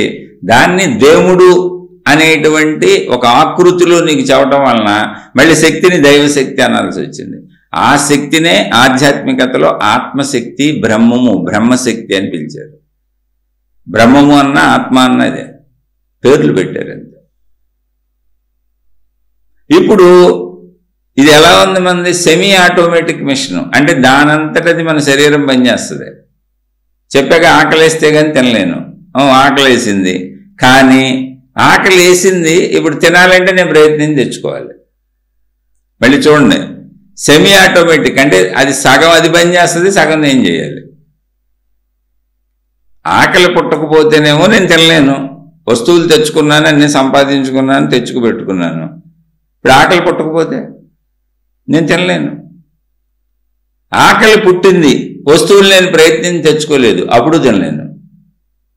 అంటే ఆకలి పుట్టాలి, నేను ప్రయత్నించి తెచ్చుకోవాలి. కోరిక పుట్టాలి, నేను ప్రయత్నించి తీర్చుకోవాలి. లోపలన్నీ పుట్టాలి, నేను ప్రయత్నించి సాధించుకోవాలి. లోపల పుట్టపోతే నేను ప్రయత్నించలేను. ఇప్పుడు మరి పుట్టించేది ఎవరో అన్నప్పుడు దేవుడు, దైవశక్తి అని వచ్చింది. అయితే దేవుడు, దైవశక్తి నాకు అనుభవం కాదు. ఎందుకు అనుభవం కాదు? అనుభవం అంటే ఏంటి? నా కాళ్ళలో ముళ్ళు గుచ్చుకుంది అనుభవం. నాకు ఆకలి కలిగింది, దానికి ఆహారం తిన్న అనుభవం. నా కోరిక తీర్చుకున్నా, ఆ కోరిక తీర్చుకుంటున్నప్పుడు అనుభవం కలిగింది. అన్ని అనుభవాలు ఉన్నాయి నాకు. అనుభవాల గురించి ఎవరు బోధ చేయక్కర్లేదు, అది నాకు సహజం, సత్యం. అవి నా శరీరంలోనే ఉన్నాయి, అందుకని అనుభవించుకుంటూ వెళ్ళిపోతున్నా. దేవుడు అనేది నమ్మకం. నమ్మకంలో మళ్ళీ అసంబద్ధమైన నమ్మకమేం కాదు, సంబద్ధమైన నమ్మకమే, కానీ అనుభవం లేని నమ్మకం. అది అక్కడే వచ్చింది. నమ్మకం ఎక్కడ వచ్చింది అంటే నీకు అనుభవం లేదు. దేవుడు నీకు తెలియదు, అనుభవంగా తెలియదు. లాజికల్గా తెలుసు, అంటే జ్ఞానానికి తెలుసు, తర్కబద్ధంగా తెలుసు. నేను చేయటం లేదు కనుక అసలు నా పుట్టుకే నాకు తెలియదు, నేను ఎక్కడి నుంచి వచ్చానో తెలియదు, చచ్చిపోతే ఎక్కడికి వెళ్తానో తెలియదు, ఎందుకు నా శరీరం ఇలా ఎదిగిపోతుందో తెలియదు, సృష్టి అంతా ఎందుకు ఉన్నదో తెలియదు, ఇంత సృష్టి ఎవరు చేశారో తెలియదు, నాకు తెలియదు కనుక, ఇది నేనైతే చేయలేదు కనుక, ఎవరు మేము చేసామని ఇక్కడ క్లెయిమ్ చేసుకోవట్లేదు కనుక, అందరూ నా అలాంటి అల్పులే కనుక, దీని మొత్తానికి మూల కారణమైన ఒక శక్తి ఉంది. అది పైగా సృష్టి అంతా క్రమబద్ధంగా నడుస్తుంది కాబట్టి ఆ శక్తి ఉంది, ఆ శక్తిని దేవుడు అనుకున్నాం. అంటే లాజికల్గా, తర్కబద్ధంగా, జ్ఞానపరంగా దేవుడిని నమ్ముతున్నాం. అందుకని నమ్మకం అంటే అది. కానీ దేవుడు అనుభవం కాదు. అనుభవం కాని చోట నమ్మకం ఉన్న చోట అదే ప్రాబ్లం. ఇప్పుడు మనకి మన శరీరం అనుభవం, దేవుడు నమ్మకం. నమ్మకంలో అనుభవం లేదు, అనుభవం చోట నమ్మాల్సిన అవసరం లేదు. ఇప్పుడు అనుభవం నమ్మకం క్లాష్ అవుతున్నాయి. ఏంటి క్లాష్ అంటే, అనుభవంగా అయితే నేను చేసుకోవాలి, నమ్మకంగా అయితే సృష్టిని ఈశ్వరుడు నడుపుతున్నాడు. ఇప్పుడు నేను చేసుకుంటున్నానా, ఈశ్వరుడు నడుపుతున్నాడా అనేటువంటి సమస్య వచ్చింది. ప్రశ్న అక్కడ పుట్టింది. అందుకని మీ అంతర్గతంలో అనుభవం ఏంటో నమ్మకం ఏంటో మీకు తెలియాలని విశ్లేషణ అంతా చెప్పుకొచ్చా. ఏ విధానాన్ని ఎవరిని తప్పు పట్టడానికి కాదు, కించపరచడానికి అస్సలు కాదు. మీ అంతర్గతంలో నమ్మకానికి అనుభవానికి డిఫరెన్స్ మీకు అర్థం అవ్వాలి. నమ్మకం కూడా నిజమే, కానీ అందులో అనుభవం లేదు. అనుభవం లేని నమ్మకం ఉపయోగం లేదు. అనుభవం లేని నమ్మకం ఎలా ఉపయోగం ఉంది అంటే, అది కూడా చెబుతా. బెల్లం తీయగా ఉంటుంది, పచ్చిమిరపకాయ కారంగా ఉంటుంది, కాకరకాయ చేదుగా ఉంటుంది. ఈ విషయం పుస్తకాల్లో గ్రంథాల్లో చదివారు, మహాత్ములంతా చెప్పారు. వేల సంవత్సరాల నుంచి వాళ్ళు చెబుతున్నారు, మీరు వింటున్నారు. మీరు కూడా 100 సంవత్సరాలు విన్నారు. కానీ చేదు ఎలా ఉంటుందో మీకు ఎలా తెలుస్తుంది తినకుండా? కాకరకాయ తినకుండా. తీపి ఎలా ఉంటుందో మీకు ఎలా తెలుస్తుంది బెల్లం తినకుండా? కారం ఎలా ఉంటుందో మీకు ఎలా తెలుస్తుంది పచ్చిమిరపకాయ కొరకకుండా? అది నమ్మకానికి అనుభవానికి ఉంటాడు. గ్రంథంలో చదివాం, ఎవరో చెబితే విన్నాం, అనాదిగా దాన్ని తెలుసుకునే ప్రయత్నం చేస్తున్నాం, నమ్ముతున్నాం, ఫోటోలు పెట్టుకున్నాం, ఆచార సాంప్రదాయాలు పాటిస్తున్నాం. కానీ అనుభవం కాదు, నమ్మకం. అందుకే తప్పులు బావు, తప్పులు చేస్తూనే ఉంటాం. కారణం ఏంటంటే, అనుభవం ఏంటో తెలుసా? నొప్పు ముట్టుకుంటే కాలుతుంది అనుభవం. కాబట్టి ఎప్పటికీ నొప్పు ముట్టుకో. తప్పు చేస్తే కాలుతుందే, తప్పు చేయకూడదు. ఇది భగవంతుడి విధానంలో చెప్పబడింది. ధర్మంగా జీవించండి, మంచిగా ఉండండి అని ఆధ్యాత్మికత. కానీ అది అనుభవంగా తెలియట్లే. ఇమీడియట్గా నాకేం దాని ఎఫెక్ట్ కనపడతలే. నొప్పు పట్టుకుంటే కాలినట్టుగా నాకు ఎఫెక్ట్ కనపడతలే. అందుకని తప్పులు చేసుకుంటానే ఉన్నా, అబద్ధాలు చెబుతానే ఉన్నా, మోసాలు చేస్తానే ఉన్నా, అన్నీ జరుగుతూనే ఉన్నాయి. కానీ అవి ఎప్పుడు తిరిగి కష్టాలుగా, బాధలుగా, కన్నీళ్ళగా వస్తున్నాయో నాకు తెలీదు. దానికి మళ్ళీ ఎవరో కారణం అనుకొని, అంటే ఎమ్మటే రావట్లేదు కాబట్టి ఎవరినో కారణభూతులుగా చూపిస్తున్నా నా కష్టాలన్నిటికీ. మనుషులు ఉన్నారు అక్కడ, సందర్భాలు జరుగుతున్నాయి. అందుకని మళ్ళీ దేవుణ్ణి వేడుకుంటాను, నన్ను రక్షించు, నన్ను కాపాడు అని. సామాన్య స్థితిలో నేను మనిషిని అని మీరు అనుకుంటున్నంత కాలం అన్నీ మీరే చేసుకుంటున్నారు. ఎవరైనా సరే, నాతో సహా. నేను మనిషిని, ఈ శరీరాన్ని నేను అనే పరిమిత భావన ఉన్నంత వరకు అన్నీ నేనే చేసుకుంటున్నా, ఇందులో డౌటే లేదు. ఎందుకంటే నేను చేసుకోకపోతే మరి నాకు దుఃఖం వచ్చేస్తుంది. ఇప్పుడు ఆకలి వేసింది, అన్నం తినకుండా ఎలా ఉంటాను? చచ్చిపోతాగా.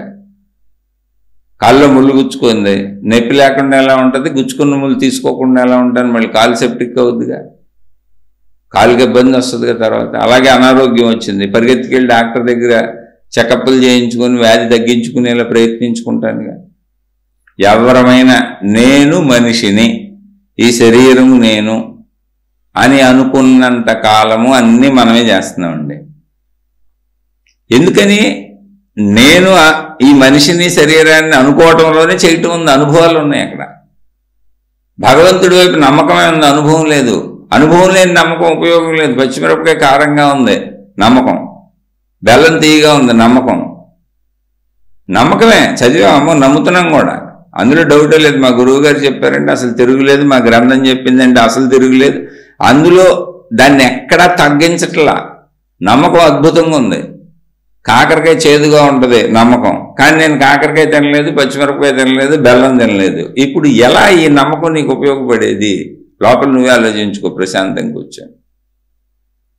అందుకని మనుషులకు ఇప్పుడు దేవుడి అనుభవం కాదు కనుక తప్పులు, మోసాలు, ఈ కుట్రలు, కుతంత్రాలు, లౌక్యాలు, తెలివిలు, దేవుడి పేరు చెబుతూనే, దేవుడిని పూజించుకుంటూనే, దేవుడిని ఇంట్లో పెట్టుకొని, దేవుడి ఫోటోలు ఉంచుకొని, చేతికి ఉంగరాలు పెట్టుకొని, మెళ్ళ గొలుసులు వేసుకొని, అన్ని రకాల దేవుడికి సంబంధించిన వాటిని ధరించే ఏదైతే అది. కొంతమంది రకరకాల దీక్షా వస్త్రాలు వేసి తిరుగుతూ ఉంటారు, రకరకాలుగా చేసుకుంటారుగా. అలా దేవుడికి సంబంధించిన బొట్లు పెట్టుకుంటారు, అన్నీ ఉంటాయి. వాళ్ళ ఆచారాల ప్రకారం అన్నీ అలంకరించుకొని పాటిస్తూనే అబద్ధాలు ఆడతారు, మోసాలు చేస్తారు. తర్క వితర్కములు, కుట్రలు, కుతంత్రాలు, కొట్టుకోటాలు, ఇతర మతాల మీద దాడులు, ఆ దేవుడి మీద దాడి, ఈ దేవుడి మీద దాడి. అసలు దేవుడికి సంబంధించిన విగ్రహాలే పగలగొట్టుకుంటూ ఉంటారు, మూర్తులు పగలగొట్టుకుంటుంటారు. వాళ్ళ ప్రార్థనాలయాలు వీళ్ళు తగలబెడతారు, వీళ్ళ ప్రార్థనాలయాలు వాళ్ళు తగలబెడతారు. దేవుడు నిజంగా నీకు అనుభవం అయితే ఎలా తగలెడతావు? ఇప్పుడు మనిషికి నీకు అనుభవం, మనిషిగా నీకు అనుభవం ఉంది. నువ్వు నొప్పు పట్టుకోవుగా, కాలుతుందని నీకు తెలుసుగా, అప్పుడు హాని నీకు నువ్వు చేసుకోవుగా. దేవుడు అలా అనుభవం అయితే నువ్వు తప్పే చేయవు. దేవుణ్ణి అనుభవంగా మార్చుకునే విద్య ఆధ్యాత్మిక విద్య. దేవుణ్ణి నమ్మకంగా కాదు, అనుభవంగా మార్చుకోవాలి. దేవుణ్ణి నమ్మే వాళ్ళందరూ భక్తులు, నమ్ముతారు. వాళ్ళకి నచ్చిన దేవుణ్ణి పెట్టుకొని నమ్ముతారు. ఆ దేవుణ్ణి పట్టుకొని ఇంట్లో పెట్టుకుంటారు, భజనలు చేస్తారు, కీర్తనలు చేస్తారు, ఆ దేవుడికి సంబంధించిన అన్నీ చేస్తారండి భక్తులు. వాళ్ళు ప్రచారాలు చేస్తారు, ప్రార్థనాలయాలు కడతారు. మా దేవుడు ఎంత గొప్పవాడిగా మా దేవుణ్ణి ఎదిగించవచ్చు, ఎంత గొప్పవాడిగా మా గురువుని ఎదిగించవచ్చు ఈ ప్రపంచంలో అంటే దైవ కీర్తి, మా దేవుడి కీర్తి, మా గురువు కీర్తి ఎంత పెంచవచ్చు, ఎంత గొప్పగా చేయొచ్చు అంత చేస్తారు. ఎంత అద్భుతంగా అయితే అంత కుదిరితే అంత చేస్తారు. కానీ అదంతా భక్తి, అనుభవం లేదు. కాకరకాయ చేదుగా ఉంటుంది అనేది పుస్తకంలో చదివాం. చేదు అంటే ఏంటో తెలియదు, కానీ పదం వాడేస్తుంటాం. కాకరకాయ చేదుగా ఉంటుంది, బెల్లం తీయగా ఉంటుంది, పచ్చిమిరపకాయ కారంగా ఉంటుందని మనం చెబుతుంటే ప్రజలు కూడా నమ్ముతూ ఉంటారు. వాళ్ళు నమ్ముతారు, వాళ్ళకే అనుభవం లేదు, మనకే అనుభవం లేదు, చెప్పుకుంటూ వెళ్ళిపోతున్నాం అందరం. ఆధ్యాత్మికత అంటే ఏంటంటే దేవుణ్ణి అనుభవంగా చేసుకునే ప్రక్రియ. అందుకే మీకు ముందు చెప్పినప్పుడు చెప్పాను, ప్రస్తుతానికి భక్తి అంతా అనుభవం, అనుభవం కాదు నమ్మకం. ఆధ్యాత్మికం నమ్మకం కాదు అనుభవం, కానీ ప్రస్తుతానికి అనుకోని వెళ్ళిపోండి అని చెప్పాను. ఇప్పుడు చెబుతున్నాను, భక్తి అంతా అనుభవం, మనోలోకం తయారు చేసింది. అందుకే అనేక మతములు, అనేక విధానములు, అనేక మంది దేవుళ్ళు, అనేక మంది గురువులు, అనేక రకరకాల చిత్ర విచిత్రములైన ఆచార సాంప్రదాయములు. ఇవన్నీ విభిన్న భౌగోళిక పరిస్థితుల్లో, విభిన్న మానసిక స్థితుల్లో విభిన్న మనుషులు విభిన్న రకాలుగా తయారు చేసి వాళ్ళు నమ్ముకుంటూ వెళుతున్నవి, అనుభవంతో వెళుతున్నవి కాదు. అనుభవంతో వెళ్ళేదేంటో తెలుసా? రోజు ఆకలి అనుభవం, కుటుంబం అనుభవం, భార్యాపిల్లల అనుభవం, డబ్బుతో వచ్చే సుఖాల అనుభవం, డబ్బు లేకపోతే వచ్చే కష్టాల అనుభవం. అందుకని అందరూ వాటి కోసం ఎంతో కష్టపడతానే ఉంటాం. దేవుణ్ణి వదిలేసి కూడా కష్టపడతాం, వదిలేసి కూడా కాదు, వదిలేసే కష్టపడతాం. దేవుణ్ణి అప్పుడప్పుడు 1/2 గంట, 5 నిమిషాలు, 10 నిమిషాలు ఎవరి విధానాన్ని పెట్టాళ్ళు కాదు. దేవుడికే అంకితం అయిపోయామని సాగుతున్న వాళ్ళు ఎవరన్నా ఉంటే ఇక వాళ్ళు అసలు ప్రతి నిమిషం దేవుడి పేరు మీద డబ్బు సంపాదిస్తూనే ఉంటారు. ఎందుకంటే వాళ్ళు బతకలిగా. ఇప్పుడు మామూలుగా దేవుడిని అప్పుడప్పుడు నమ్ముకొని మామూలుగా బతికే వాళ్ళందరూ వాళ్ళు వృత్తి వ్యాపార ఉద్యోగాలు ఏవో చేసుకొని వాళ్ళు మామూలుగా బతికి దేవుడి దగ్గరికి అప్పుడప్పుడు వస్తారు, 1 గంట 2 గంటలు కుదిరినప్పుడు. ఎందుకంటే మిగిలిన భౌతిక జీవితం అంతా జీవించాలి, కుటుంబం ఉందిగా. కాదు, మేము దేవుడి కోసమే బతుకుతున్నాం, దేవుడికి మేము అంకితం అయిపోయాం, మేము దేవుడి తాలూకా వాళ్ళం, మా కేర్ ఆఫ్ అడ్రస్ దేవుడేను, దేవుడు మాతో కబుర్లు చెబుతాడు, మేము దేవుడితో కబుర్లు చెబుతాం, మేమందరూ దేవుడు తాలూకా అని చెప్తారు. అన్ని మతాలలోనూ దాన్ని నడిపేటువంటి వాళ్ళు, అటువంటి వాళ్ళు ఉంటారు అన్ని మతాల్లో. వాళ్ళకి అసలు 24 అవర్స్ వాళ్ళు బతకాలంటే ప్రజలు డబ్బులు ఇవ్వాల్సిందే. దేవుడి పేరు మీద డబ్బు సంపాదించుకుంటారు. ఎందుకని వాళ్ళకి బతుకు తెరువు కూడా దీని మీద పెట్టుకున్నారు. నేను ఎవరిని కించపరచట్ల, తత్వం మీకు అర్థం అవడానికి చెబుతున్నా, అనుభవానికి నమ్మకానికి ఉన్న డిఫరెన్స్ కోసం చెబుతున్నా. ఆధ్యాత్మికత ఎందుకు అనుభవం అవుతుంది, భక్తి ఎందుకు అనుభవం కాదు, సహజ జీవితంలో అనుభవం ఏంటి, నమ్మకం ఏంటి, ఇవి తెలిస్తే కానీ మీరు ఆధ్యాత్మికతలోకి రారు. లేకపోతే మీరు నమ్మకాన్ని నిజం అనుకొని వెళ్తున్నారు. నమ్మకం నిజం కాదు, నమ్మకం మనోకల్పన. అందుకని ఎవరి దేవుడు వాళ్ళకున్నాడు, ఎవరి మతం వాళ్ళకుంది, ఎవరి సాంప్రదాయం వాళ్ళకుంది, ఎవరి విధానం వాళ్ళకుంది. ఒకే దేవుడికి సంబంధించి లక్షల ప్రార్థనాలయాలు ఉంటాయి. ఒకే దేవుణ్ణి వేలాది మంది గురువులు ప్రచారం చేస్తుంటారు. ఆ ఒకే దేవుడికి సంబంధించి వేలాది మంది ప్రచారం చేసే గురువులు, ఏ 2 గురువులు ఆ ఒకే దేవుడి గురించి ఒకే విధానం బెటర్. ఈయన విధానం అయింది, ఆయన విధానం అయింది. ఈయన డ్రెస్సు, ఈయన రంగు, ఈయన బొట్టు వేరు, ఆయన డ్రెస్సు, ఆయన రంగు, ఆయన బొట్టు వేరు, దేవుడు ఒకటే. ఇలా లక్షల ప్రార్థనాలయాలు కట్టి ఎవరికి వాళ్ళు ఆ ఒకే దేవుణ్ణి లక్షల విధాలుగా చీల్చుకుంటూ వెళ్ళిపోతారు.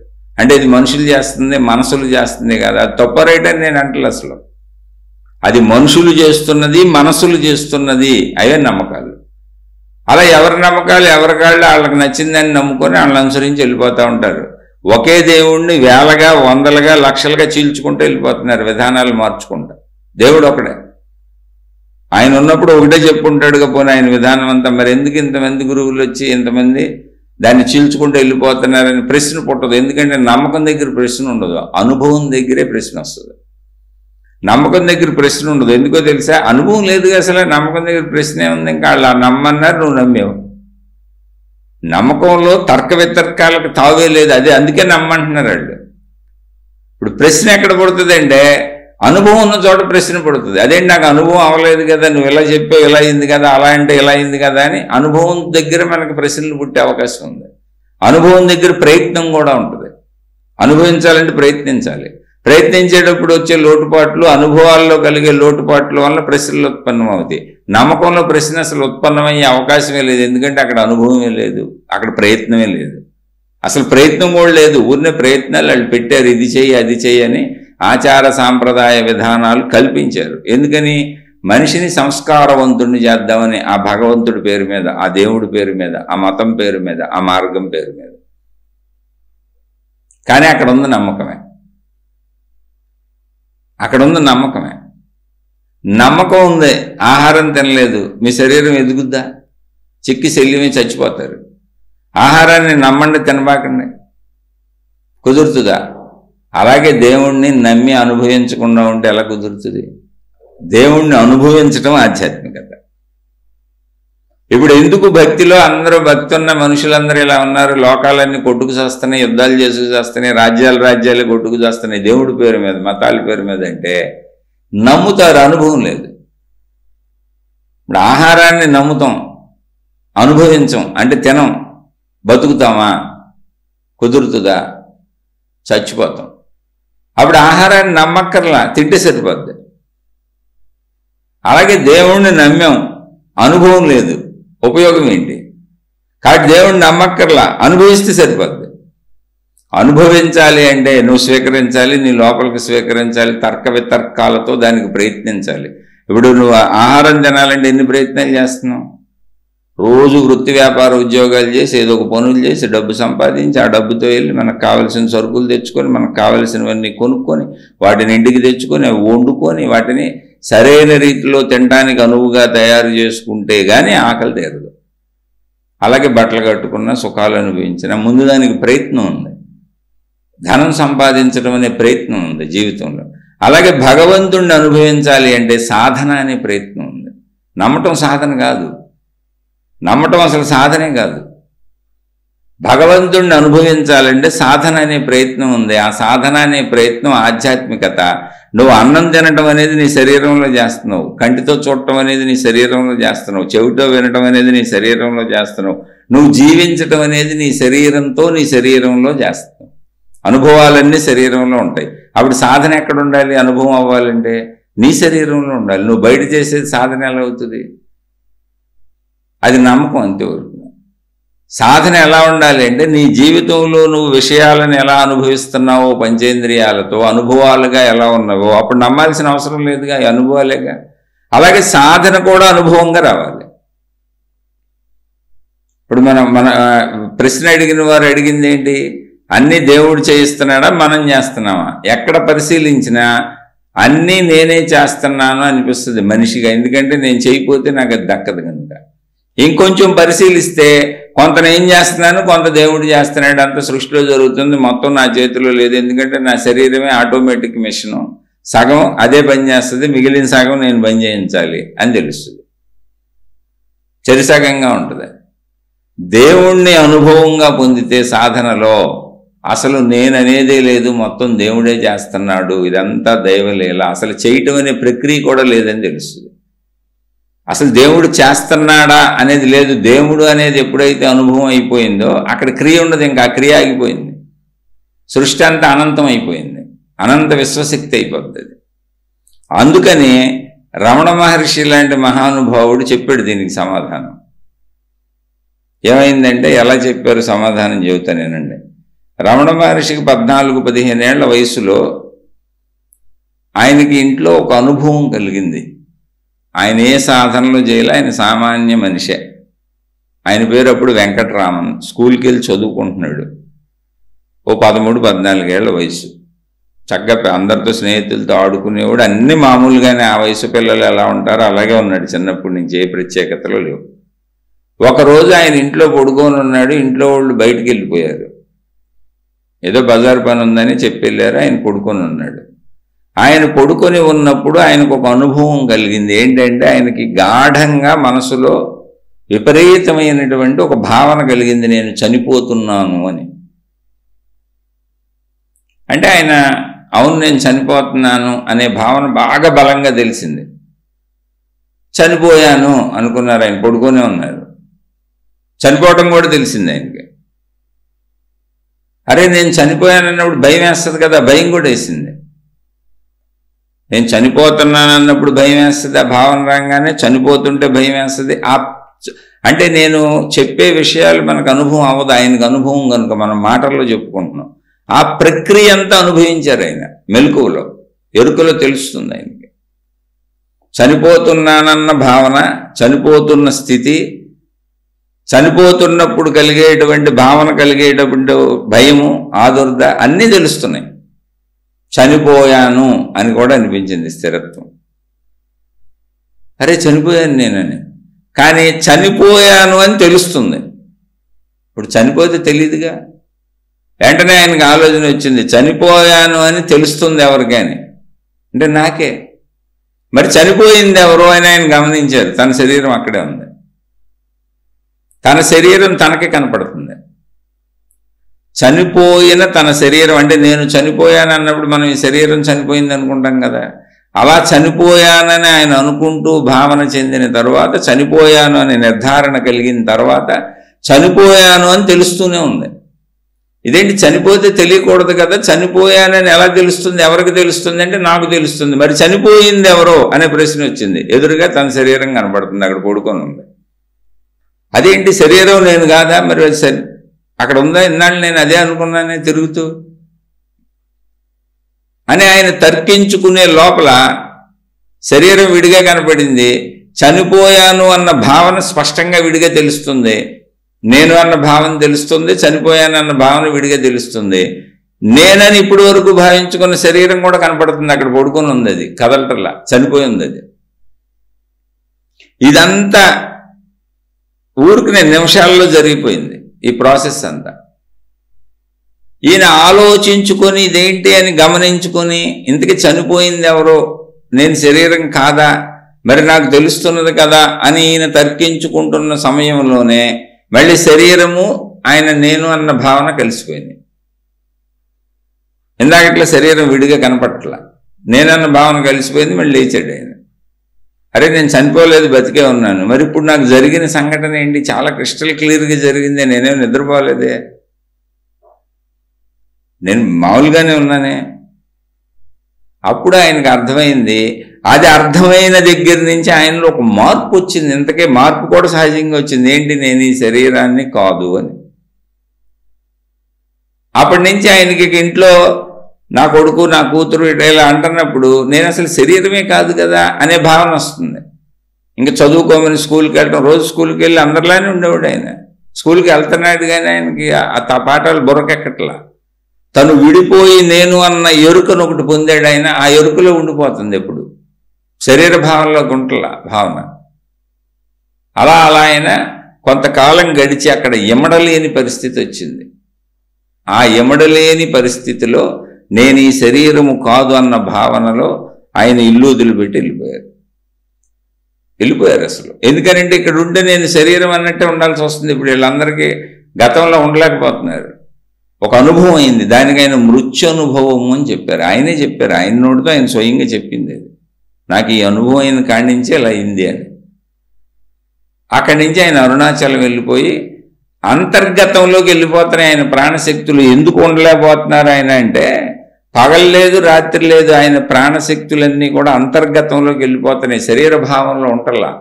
నేను ఈ శరీరము కాదు, నేను అనంత ఆత్మశక్తిని అని తర్వాత ఆయన వివరణాత్మకంగా చెప్పారు. లోపలికి వెళ్ళిపోతున్నాయి ఆయన భావాలన్నీ.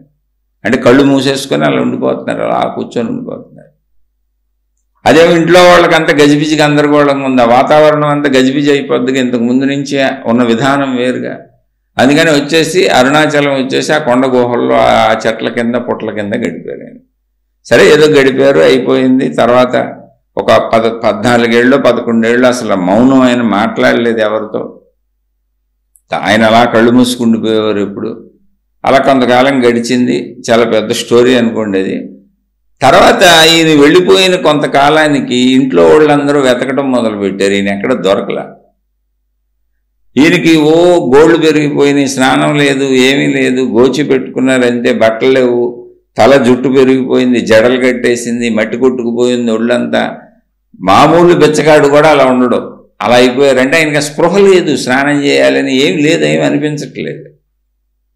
అలాంటి స్థితిలో ఆయన్ని రక్షించడానికి కొంతమంది ఆయన్ని మహానుభావుడుగా గుర్తించినటువంటి వాళ్ళు ఆయనకు ఒక చోట, ఒక మామిడి తోటలో ఒక ప్లేస్ ఏర్పాటు చేశారు. ఎవరో ఈయన్ని ఇబ్బంది పెట్టకుండా, జంతువుల వల్ల కానీ మనుషుల వల్ల కానీ ఇబ్బంది రాకుండా చేసి అక్కడ కొంతమంది ఆయన్ని నమ్మిన వాళ్ళు ఉండటం మొదలుపెట్టారు. ఈయన ఎవరో మహానుభావుడని ఆయన కాపలాగా వాళ్ళేంత అన్నం పెట్టారు.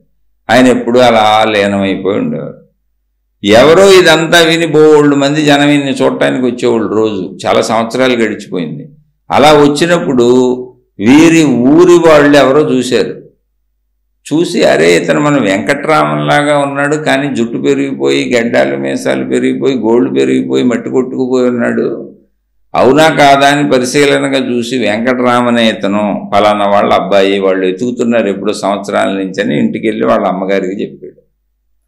వాళ్ళ అమ్మగారు పాపం ఆ ఊరు నుంచి ఆమె ఎంతో ఆతృతతో నా బిడ్డ అని వచ్చింది. చూస్తే తన బిడ్డే. తల్లి గుర్తుపట్టింది, బోరుని ఏడ్చింది. ఆయన అసలు అవి ఏడుస్తుంది, పక్కన వాళ్ళు ఉన్నారు, ఆయనకి తెలుసు, ఆయనకి ఏ స్పందన లేదు, ఆయనకి అసలు స్పందనే లేదు, నెలకొండ ఉన్నారు. అయితే అక్కడ ఉన్న వాళ్ళందరూ భరించలేక, అయ్యా మీ తల్లిగారు అంటున్నారు, ఆవిడ ఏడుస్తున్నారు చెప్పారు. ఆవిడకి అమ్మాయిని మాట్లాడి చాలా సంవత్సరాలు అయింది, అసలు నేను మాట్లాడట్లేదు ఎవరితో. దానికి ఆవిడ ఇంకా ఏడ్చింది. అసలు ఎంతో ముద్దుగా ఉండే బిడ్డడు ఇలా అయిపోయాడు ఏంటి, జుట్టు ఏంటి, గోళ్ళు పెరగటం ఏంటి, ఈ శరీరం ఏంటి, మట్టి కొట్టుకుపోయేంటి, ఇలా జడలు కట్టేసేంటి, గోచి పెట్టుకుని ఏంటి, నాయన నీకు ఒకవేళ ఏ ధ్యానము తపస్సులో చేసుకోవాలనిపిస్తే ఇంటికి వచ్చేయి, ఇంట్లో నీకు అన్నీ అరేంజ్ చేస్తాం, అక్కడికి వచ్చి చేసుకోమని బోరు నేడుస్తుంది. అలా పూట అంతా ఏడుస్తూనే ఉంది. ఆమె గడిచిపోయింది. ఆయనలో ఏ స్పందన లేదు. రోజు రెగ్యులర్గా వచ్చి ఆయనకి అన్ని ఏర్పాట్లు చేసే భక్తులందరూ కూడా పాపం ఇదేంటి వాళ్ళ అమ్మగారంట అని వాళ్ళందరూ స్పందించి ఆయన్ని వేడుకున్నారు. వేడుకొని, అయ్యా మీకు మాట్లాడటం ఇష్టం లేకపోతే ఆమె వేడుకుని మేము భరించలేకపోతాం, ఏదో ఒకటి ఆవిడికి రాసన్నా చూపించండి అని ఒక పలక బల్పం ఇచ్చారు ఆయన. అప్పుడు ఆ పలక మీద రాశారు ఆయన రాశారు పలక మీద ఏమనంటే, కర్త వారి వారి ప్రారబ్ధ కర్మానుసారము జీవులను ఆడించును, ఎవరు ఎంత ప్రయత్నించినను జరగకూడనిది జరగనే జరగదు, ఎవరు ఎంత అడ్డుపెట్టినను జరగవలసినది జరిగియే తీరును, కర్మలు ఈశ్వరాధీనములు కనుక ఊరకుండుట ఉత్తమము, కర్మలు ఈశ్వరాధీనములు అని తన గురించి రాశారు. ఈ జీవికి ఎలా నిర్ణయించబడి ఉన్నది కనుక ఊరకుండుట ఉత్తమము. ఇప్పుడు రమణ మహర్షి చెప్పింది ఏంటి, దేవుడు చేస్తున్నాడా మనం చేస్తున్నామా అంటే మొత్తం దేవుడే చేస్తున్నాడని చెప్పారు ఆయన. ఎందుకని చెప్పారు? ఆయన ఆకలికి ప్రయత్నించలా, నిద్రకు ప్రయత్నించలా, శరీర సంబంధిత ఏ విషయానికి 11 ఏళ్ల సుదీర్ఘ పర్యంతము ప్రయత్నించలా. ఇంటికాడి నుంచి వచ్చేసేటప్పుడు ఆయన ఒక చొక్కా నెక్కర వేసుకొచ్చారు, 13-14 ఏళ్ల వయసు. అరుణాచలం రాగానే అసలు ఈ శరీరమే నేను కానప్పుడు ఈ శరీరానికి బట్టలేంటని తీసి అవతల పారేశారు. ఆయన మెడలో జంజం ఉంది. అసలు ఈ శరీరమే నేను కాదన్నప్పుడు నాకు మతం, నాకు జాతి, నాకు కులం ఇవన్నీ ఏంటని తీసి దాన్ని అవతల పారేశారు. అలా దిగంబరంగా తిరుగుతుంటే ఎవరో అన్నారట, ఏమయ్యా అలా దిగంబరంగా తిరుగుతున్నావు ఏంటి అని. ఏమైంది అని అడిగారట ఆయన. అంటే ఏమీ లేదు, నీకు సిగ్గుగా లేదేమో, మేము మనుషులం కదా, నిన్ను చూసి మాకు సిగ్గుగా ఉంది అని అన్నారట వాళ్ళు. ఓహో మీకు ఇబ్బంది కలుగుతుందా నాకు తెలియదండి, మిమ్మల్ని ఇబ్బంది పెట్టనని అప్పటి నుంచి గోచి పెట్టుకున్నారు ఆయన. ఆ భావనలోకి వెళ్ళిపోయారు. అంత భావనలోకి వెళ్ళినప్పుడు అన్ని దేవుడే చేస్తున్నాడు. ఇక్కడ ఆధ్యాత్మికతలో మనం వెళ్ళేది ఆ భావనకి వెళ్తాం. అదే అనంత ఆత్మజ్ఞాన చదువు, ఆధ్యాత్మిక చదువు. రోజు శీర్షికల ద్వారా ఏదో ఒకటి మాట్లాడుతూ ఏదో ఒకటి చెబుతూ ఆధ్యాత్మిక చదువు, ఆత్మజ్ఞాన చదువు అని ఆ వైపుకి వెళ్ళే ప్రయత్నమే చేసుకుంటున్నాం. అందుకని ఆధ్యాత్మికత అంటే ఏంటంటే అనుభవం. భక్తి, దేవుడు, మతము, మార్గము, ప్రచారాలు, విధానాలు, నమ్మకాలు. మా దేవుడు రక్షిస్తాడు, మా గురువుగారు రక్షిస్తారు, మా మాతగారు రక్షిస్తారు, మేము నమ్మిన వాళ్ళు రక్షిస్తారు. ఎవరొకళ్ళు అనేక పేర్లు పెట్టుకున్నారు అనేక మతాలలో. ఏదో ఒకటి వాళ్ళ వాళ్ళ విధానాలకు వాళ్ళు మమ్మల్ని రక్షిస్తారు. నమ్మకాలు అవి. వాళ్ళు ఉన్నారు, కాపాడుతున్నారు, నమ్మకాలు. అనుభవం వేరు. అనుభవంకి నమ్మకంతో పని లేదు అసలు. అనుభవం ఉన్న చోట నమ్మకం ఉండదు, నమ్మకం ఉన్న చోట అనుభవం ఉండటం కుదరదు. అందుకని నమ్మకాన్ని అనుభవం చేసుకోవడం ఆధ్యాత్మికం. నమ్మకం తప్పు కాదు, నమ్మకం రైటే. నమ్మకం రైటేనండి. ఎందుకని? లాజికల్గా ఆలోచిస్తే సృష్టి మొత్తం నేను చేయలేదు, నా శరీరం కూడా నేను చేయలేదు, దాని అంతటే సాగిపోతుంది. నా శరీర కూర్పు కూడా ఎవరో కూర్చారు, నేను కూర్చుకోలేదు. నేను ఊరికనే దీనికి ఆహారం పెట్టి ఇంద్రియాలకు భావాలు కలుగుతున్నాయి కాబట్టి, సుఖాలు కావాలని అనిపిస్తుంది కాబట్టి అనుభవిస్తున్నాను, జీవిస్తున్నాను తప్ప నాకు ఆకలి, ఇంద్రియ సుఖాల భావాలు పెట్టి ఉండకపోతే ఆ ప్రయత్నం కూడా చేయను, రాయిలాగా ఉంటాను. అంటే ఎవరో పెట్టారు, ఆ ఎవరో అన్నప్పుడు దాన్నే దేవుడు అన్నారు. కాబట్టి లాజికల్గా నమ్మకం కరెక్టే, కానీ అనుభవంగా చూసినప్పుడు నమ్మకం వలన ఉపయోగం లేదు. నమ్మకం అనుభవం అయితే తప్ప నీకు దైవత్వం తెలియదు. నమ్మకం అనుభవం చేసుకున్న వాళ్ళు జీవన్ముక్తులైన రమణ మహర్షి లాంటి వాళ్ళు. నమ్మకంతో సాగుతున్నాం మనం సామాన్యులమైన ప్రజలం. అంటే తర్కబద్ధమైన జ్ఞానపరమైనటువంటి తర్కబద్ధంగా ఏదో ఒక శక్తి ఉంటుంది అని అనుకోవటమే తప్ప ఇక మిగిలిన మనకు తెలియదు. అందుకని మనుషులందరూ తప్పులు చేస్తూనే ఉంటారు, తప్పులు మానరు. ఎందుకు మానరంటే శరీరానికి అవసరమైనటువంటివన్నీ అనుభవాలు. డబ్బు లేకపోతే ప్రపంచంలో ఏమీ జరగదో, నేను బతకటమే కుదరదు, చచ్చిపోతాననేది అనుభవం. కాబట్టి డబ్బు కోసం విశ్వ ప్రయత్నం చేస్తాం. తప్పో రైటో, ధర్మమో అధర్మమో ప్రయత్నిస్తూనే ఉంటాం. దాంతో అన్నీ దొరుకుతాయి. సంపద ఉంటే అన్నీ దొరుకుతాయి. నేను బతకాలంటే అవన్నీ ఉండాలి. అందుకని నమ్మకంతో వెళ్ళే వాళ్ళందరూ తప్పులు చేస్తారు, ఖచ్చితంగా చేస్తారు. కొంచెం తక్కువ ఎక్కువ అంతే. అంటే అన్నీ సమకూరినాయి అనుకోండి, తప్పు చేయాల్సిన అవసరం ఉండదు. అది అక్కడ. సమకూరలేదనుకోండి, తప్పు చేయాల్సిన అవసరం ఉంటుంది. మళ్ళీ సమకూరిందా లేదా ఎలా ఉంటుంది? నా ఆశలు నా కోరికల మీద ఉంటుంది. నా ఆశలు కోరికలు తగ్గించుకుంటే అన్ని సమకూరినట్టు కనపడుద్ది. నా ఆశలు కోరికలు పెంచుకుంటూ వెళ్తుంటే అన్ని సమకూరనట్టు కనపడుతుంది. అందుకని ప్రశ్న ప్రకారం అన్నీ దేవుడు చేస్తున్నాడా, అన్నీ నేను చేస్తున్నానా అంటే, మీరు నమ్మకంలో వెళ్తున్నంతసేపు, అంటే దేవుణ్ణి నమ్ముతున్నంతసేపు మీకు అనుభవం కనుక ఖచ్చితంగా మీరే చేసుకుంటున్నారు. నేను అనే భావన ఉంది, నేను శరీరం అనే భావన ఉంది, నాకు అన్నీ ఉన్నాయి, కుటుంబం ఉంది, అన్నీ ఉన్నాయి. నేను దేవుణ్ణి నమ్ముతున్నానంతే. నమ్మటం అనుభవం అనుకుంటున్నారు, మీ భ్రమ.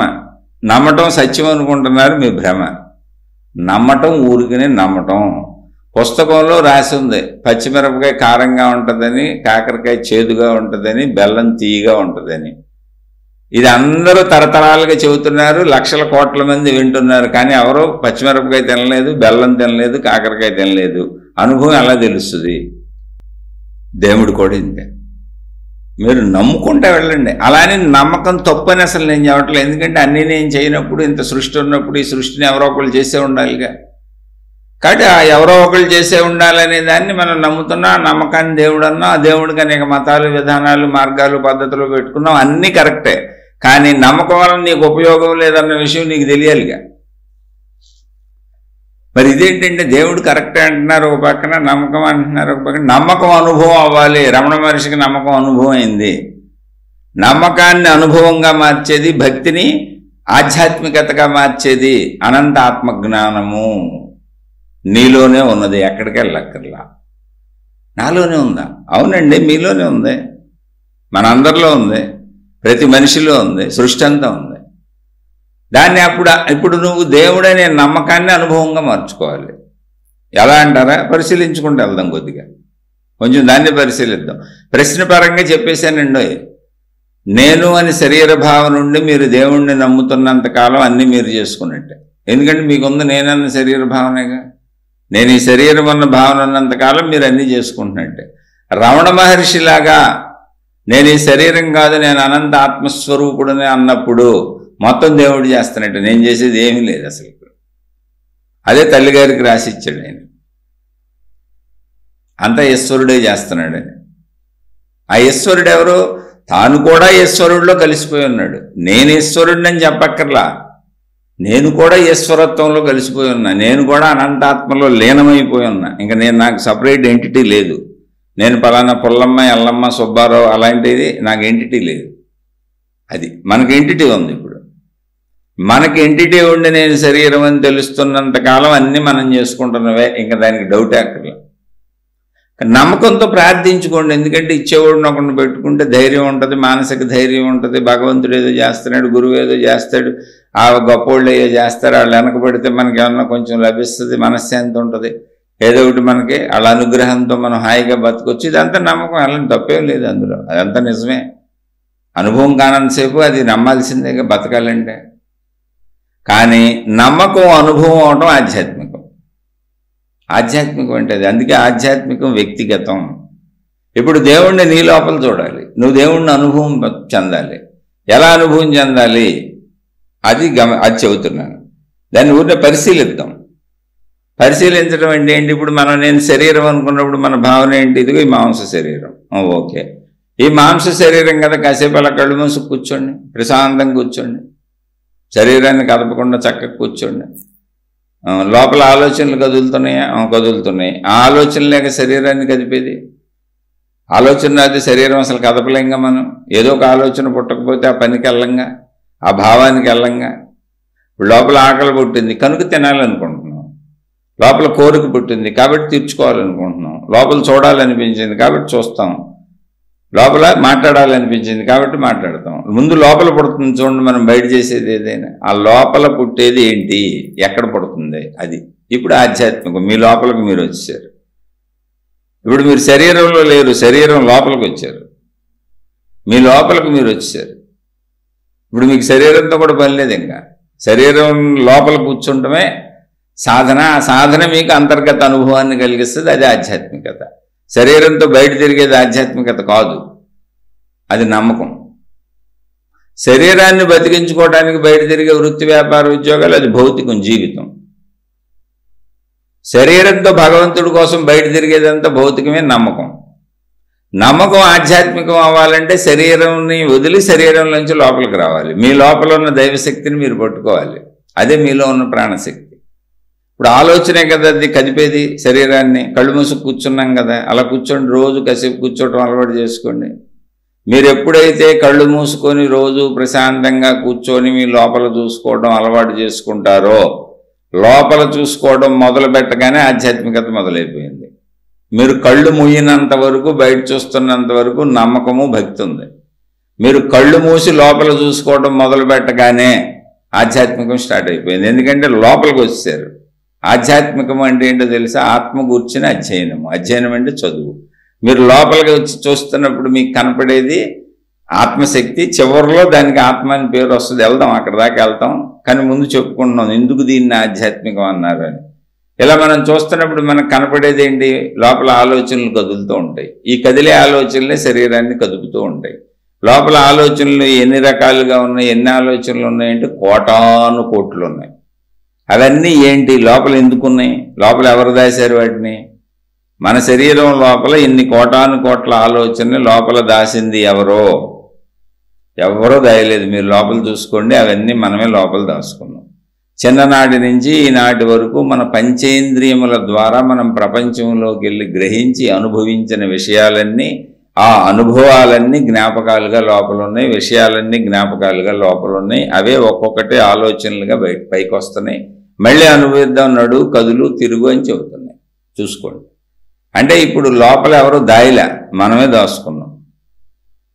మన లోపల మనకి కనబడుతున్న ఆలోచనలు ఏమున్నాయో వాటిని లోపల దాచింది ఎవరు? మనమే. ఎలా? బయట ప్రపంచంలో మనం ఈ శరీరంతో తిరిగి అనుభవించటం ద్వారా, గ్రహించటం ద్వారా.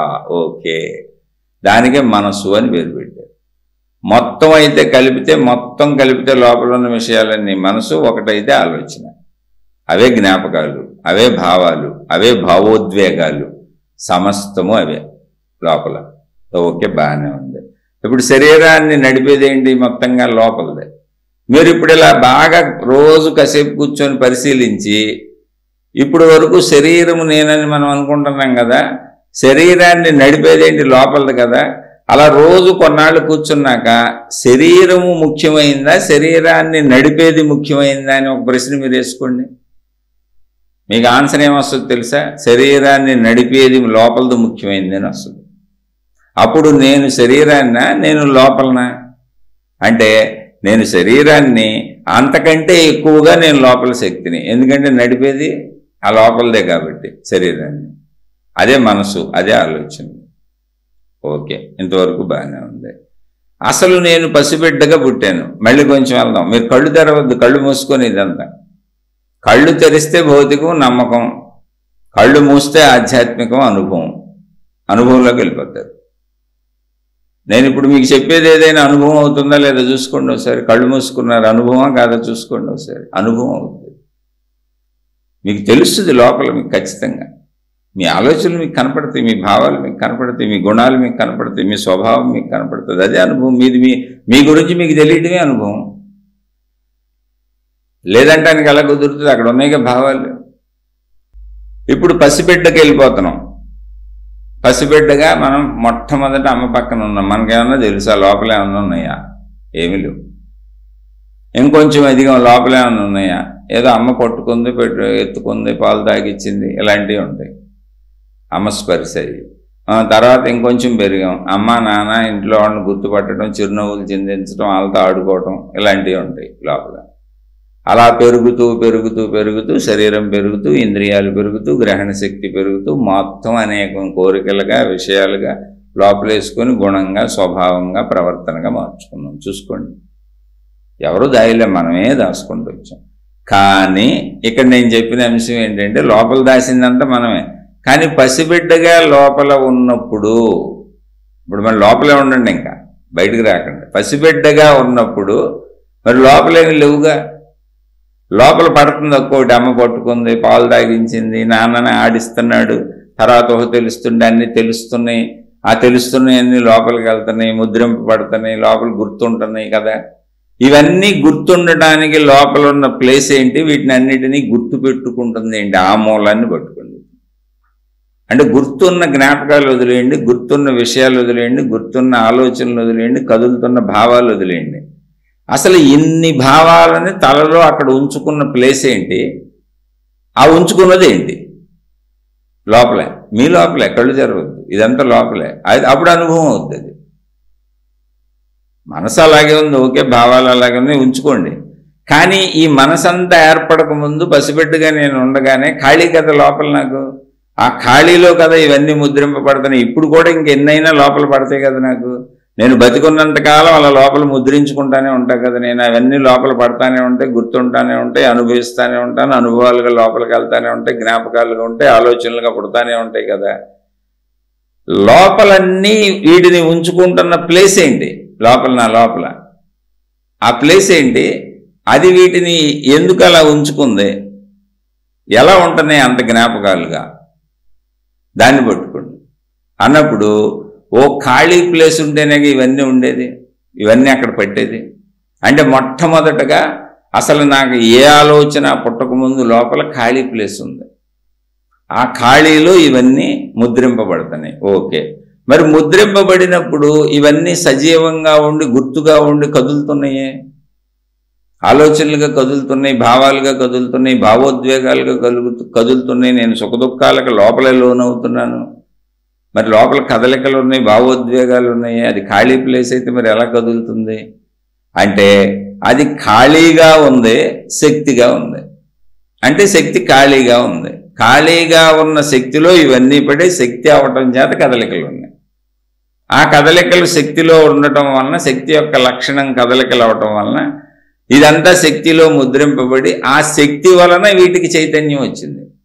వీటికి జ్ఞాపకాలకి ఆ శక్తి వలన ఇవి భావోద్వేగాలు కదులుతున్నాయి. శక్తి యొక్క చైతన్య లక్షణం వలన, ఆ శక్తి వలన ఆలోచనలు కదులుతున్నాయి. ఆ శక్తి వలన లోపల కదలికలు ఉన్నాయి. అది అసలు విషయం. అంటే ఇప్పుడు మనం ఇవన్నీ లోపల వేయక ముందు ఏముంది? ఖాళీ శక్తి ఉంది. ఇవన్నీ లోపలేసినాక ఏముంది? ఖాళీ శక్తిని మనం గుర్తించట్లేదు. ఆ ఖాళీ శక్తిలో మనం గుర్తిస్తున్నటువంటి భావాలు, భావోద్వేగాలు, ఆలోచనలు, జ్ఞాపకాలు ఉన్నాయి. దాన్నే మనసు అన్నారు. అంటే ఇప్పుడు మనసులో అసలు మొత్తంగా ఏముంది? మనసుకు ఆధారం ఏంటి? మనసుకు ఆధారం ఖాళీ శక్తి. ఖాళీ శక్తిలో ముద్రింపబడిన విషయాలు. అంటే ఈ విషయాలన్నీ తీసేస్తే ఇప్పుడు అక్కడ ఏముంది? ఖాళీ శక్తి ఉంది. ఇప్పుడు సాధన అంటే ఏంటంటే శరీరాన్ని వదిలి కళ్ళు మూసుకొని లోపలికి వచ్చాం కదా. ఇప్పుడు కళ్ళు మూసుకొని ప్రశాంతంగా కూర్చోండి అని చెప్పాక కళ్ళు మూసుకొని ప్రశాంతంగా కూర్చొని శరీర భావాన్ని వదిలి లోపలికి వచ్చి చూసుకుంటే ఆలోచనలు భావాలు ఇవన్నీ తెలుస్తున్నాయి కదా, వాటిని పట్టుకున్నాం కదా. అలా తర్కించుకుంటూ ఖాళీ శక్తి వీటన్నిటికీ ఆధారం అని తెలుసుకున్నాం కదా.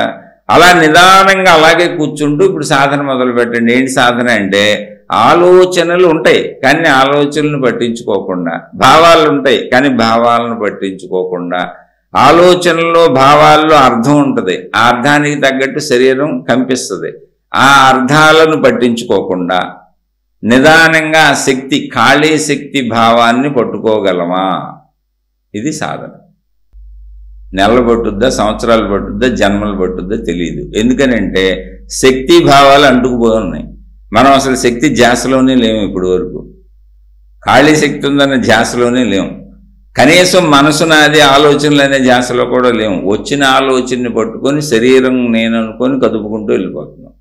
ఇప్పుడేగా ఆధ్యాత్మికం లోపలికి వచ్చాం. ఆధ్యాత్మికం అంటే ఏంటో తెలుసా? కళ్ళు మూసి శరీరం లోపలికి వస్తే ఆధ్యాత్మికం. ఎందుకని? నీ లోపల ఉన్నటువంటి శక్తిలో ఇవన్నీ ముద్రింపబడినాయి. ఆ శక్తి నీ లోపల ఉంటే ప్రాణశక్తి అన్నారు. అదే శక్తికి అనంత ఆత్మశక్తి అని పేరు. శక్తికి వెళ్తే నీకు అర్థమవుతుంది. మహాత్ములు ఆత్మ అని పేరు పెట్టింది నీలో ఉన్న ఆ శక్తికే. కాబట్టి ఆత్మ అని పేరు పెట్టారు కనుక దాన్ని ఆధ్యాత్మికము అని పిలిచారు. అంటే నువ్వు ఆత్మ వైపు ప్రయాణం చేస్తేనే అది ఆధ్యాత్మికం. ఆధ్యాత్మికం అంటే ఆత్మ కూర్చిన అధ్యయనం. నువ్వు నమ్మకంతో మతం వైపు దేవుడి వైపు నువ్వు కళ్ళు తెరిచి బయట చేసేవన్నీ భౌతికమే. నువ్వు చేసుకో, అందులో అభ్యంతరం ఏం లేదు. చేయొచ్చు కూడా, చేయమని చెబుతున్నావు. ఎందుకని? సృష్టికి కారణంగా శక్తి ఉన్నది నిజమేగా, కాకపోతే అది మనకు తెలియదు కాబట్టి, ఈ సృష్టి అంతా మనం చేయలేదు కాబట్టి దేవుడు అనేది ఒకటి మనం తయారు చేసుకున్నాం. తయారు చేసుకున్న మహాత్ములు తయారు చేసిన విధానంలో మనం వెళ్తున్నాం. మీకు నచ్చిన విధానాల్లో మీరు వెళ్ళండి. అది నమ్మకం. కానీ నమ్మకం నుంచి అనుభవంకి రావాలంటే ఆధ్యాత్మికతలోకి రావాలి. నమ్మకంలో ఉన్నంతసేపు నీలో గుణమార్పు ఏం జరగదు, ఎటువంటి గుణమార్పు జరగదు. కాకపోతే నీ దేవుణ్ణి బాగా హైలైట్ చేద్దామని, నీ దేవుణ్ణే హీరో చేద్దామని, మిగిలిన దేవుళ్ళందరినీ విలన్లను చేద్దామని ఇలాంటి ప్రయత్నాలు జరుగుతూ ఉంటాయి. ఎందుకంటే మనుషుల్లో సహజంగా మంచి చెడు గుణాలు ఉంటాయి కదా. ఆ గుణాల ప్రకారం ఆధ్యాత్మికతలో కూడా అలాగే ప్రవర్తిస్తూ ఉంటారు. అందుకే మతాలు కొట్టుకుంటే, మార్గాలు కొట్టుకుంటే, దేవుళ్ళు కొట్టుకుంటారు. అంటే దేవుళ్ళకి సంబంధించిన విధానాల వాళ్ళు కొట్టుకుంటారు. ఏ గురువులు కలవరు. నాది నాదే, నీది నీదే అంటారు. నా సమూహం నాకే, నీ సమూహం నీకే అంటారు. చెప్పే ఒకే దేవుడికి సంబంధించి వేల లక్షల ప్రార్థనాలయాలు సృష్టిస్తారు, వేల లక్షల మార్గాలు సృష్టిస్తారు. దేవుడు ఒక్కడే. అంటే ఇది మానవ సృష్టి కదా. ఎవరి కాళ్ళు సృష్టించి ఎవరి సమూహాన్ని వాళ్ళు వేసుకుపోతూ ఉంటారు. అలానే అది తప్పేం కాదు, మీరు అలా వెళ్ళాల్సిందే. అది నమ్మకం, అది భక్తి. అనుభవంగా చేసుకున్న రోజున మీరు మారిపోతారు, మీలో తప్పులన్నీ మారిపోతాయి. అప్పుడు మీకు ఆన్సర్ వస్తుంది. ఏమైనా తెలుసా? సృష్టి మొత్తం దేవుడే చేస్తున్నాడు, దైవశక్తి అని, అదే ఆత్మశక్తి అని, నేను చేయట్లేదని. ఎందుకని? నేననే మీరు ఉండరు. అసలు మీరు అనంత ఆత్మశక్తిలో లీనమైపోతారు. కాబట్టి నేను చేస్తున్నానా దేవుడు చేస్తున్నాడా అని ప్రశ్న రాదు. అసలు ప్రశ్న ఉండదు. దేవుడే చేస్తున్నాడు అన్న దాంట్లో లీనమైపోయి ఉంటుంది. అయితే ఇప్పుడు మనం మాట్లాడుకుంటున్న సాధారణమైన నేననే శారీరక స్థితిలో భక్తి నమ్మకంగా, దేవుడు నమ్మకంగా, మతం నమ్మకంగా, మార్గం నమ్మకంగా, గురువు నమ్మకంగా, గ్రంథం నమ్మకంగా, జ్ఞానం నమ్మకంగా, అంటే నమ్మకంగా, అనుభవంగా కాదు. జీవితం అనుభవంగా, శరీరం అనుభవంగా, మనసు అనుభవంగా, కోరికల అనుభవంగా, డబ్బు అనుభవంగా, మొత్తం ప్రపంచం అనుభవంగా. ఇది నేను సాగుతున్నప్పుడు అన్నీ నేనే చేసుకుంటున్నాను. అందుకని దేవుణ్ణి ప్రార్థిస్తాను. దేవుడు ఒకవేళ అన్నీ చేస్తున్నాడు అన్నప్పుడు నేను ప్రార్థించడం ఎందుకు? అసలు ఆ ప్రశ్నే లేదు అక్కడ. మీరు ఆలోచించి చూడండి. దేవుడే అన్నీ చేస్తున్నాడు అన్న జ్ఞానం నాకు కలిగిన రోజున అసలు దేవుడిని నేను అడగాల్సిన అవసరమే లేదుగా. ఇప్పుడు దేవుణ్ణి అడుగుతున్నాను, కోరుకుంటున్నాను, దేవుడు తీరుస్తాడు, అడగండి, కోరుకోండి అని ప్రచారాలు చేస్తూ తిరుగుతున్నారంటే అర్థం ఏంటి? మా దేవుడు రక్షిస్తాడు, మా దేవుడు కాపాడుతాడు, మా దేవుడిని నమ్ముకోండి అంటే అర్థం ఏంటి? అసలు అర్థమేంటి చెప్పండి? అంటే దేవుడేమి చేయట్లేదు, నేనే చేసుకుంటున్నాను, ఇప్పుడు నువ్వు అడిగితే చేస్తాడు అని నమ్మకం. అంతే, అలాగే ఉంటుంది. ఎందుకంటే అది ఆఫ్ అనుభవం లేదు. అనుభవం అయితే ఫుల్ అవుద్ది. అది తప్పు కాదు, ఒప్పు కాదు. మనుషులందరూ ప్రయాణం అలా చేయాల్సిందే. దేవుణ్ణి రక్షిస్తాడు, కాపాడుతాడు, మా దేవుణ్ణి నమ్ముకోండి అని దేవుడు గొప్పతనాలు చెబుతున్నారంటే అర్థం ఏంటి? అది ఏ మతంలో అయినా, ఏ మార్గంలో అయినా ఏంటి అర్థం?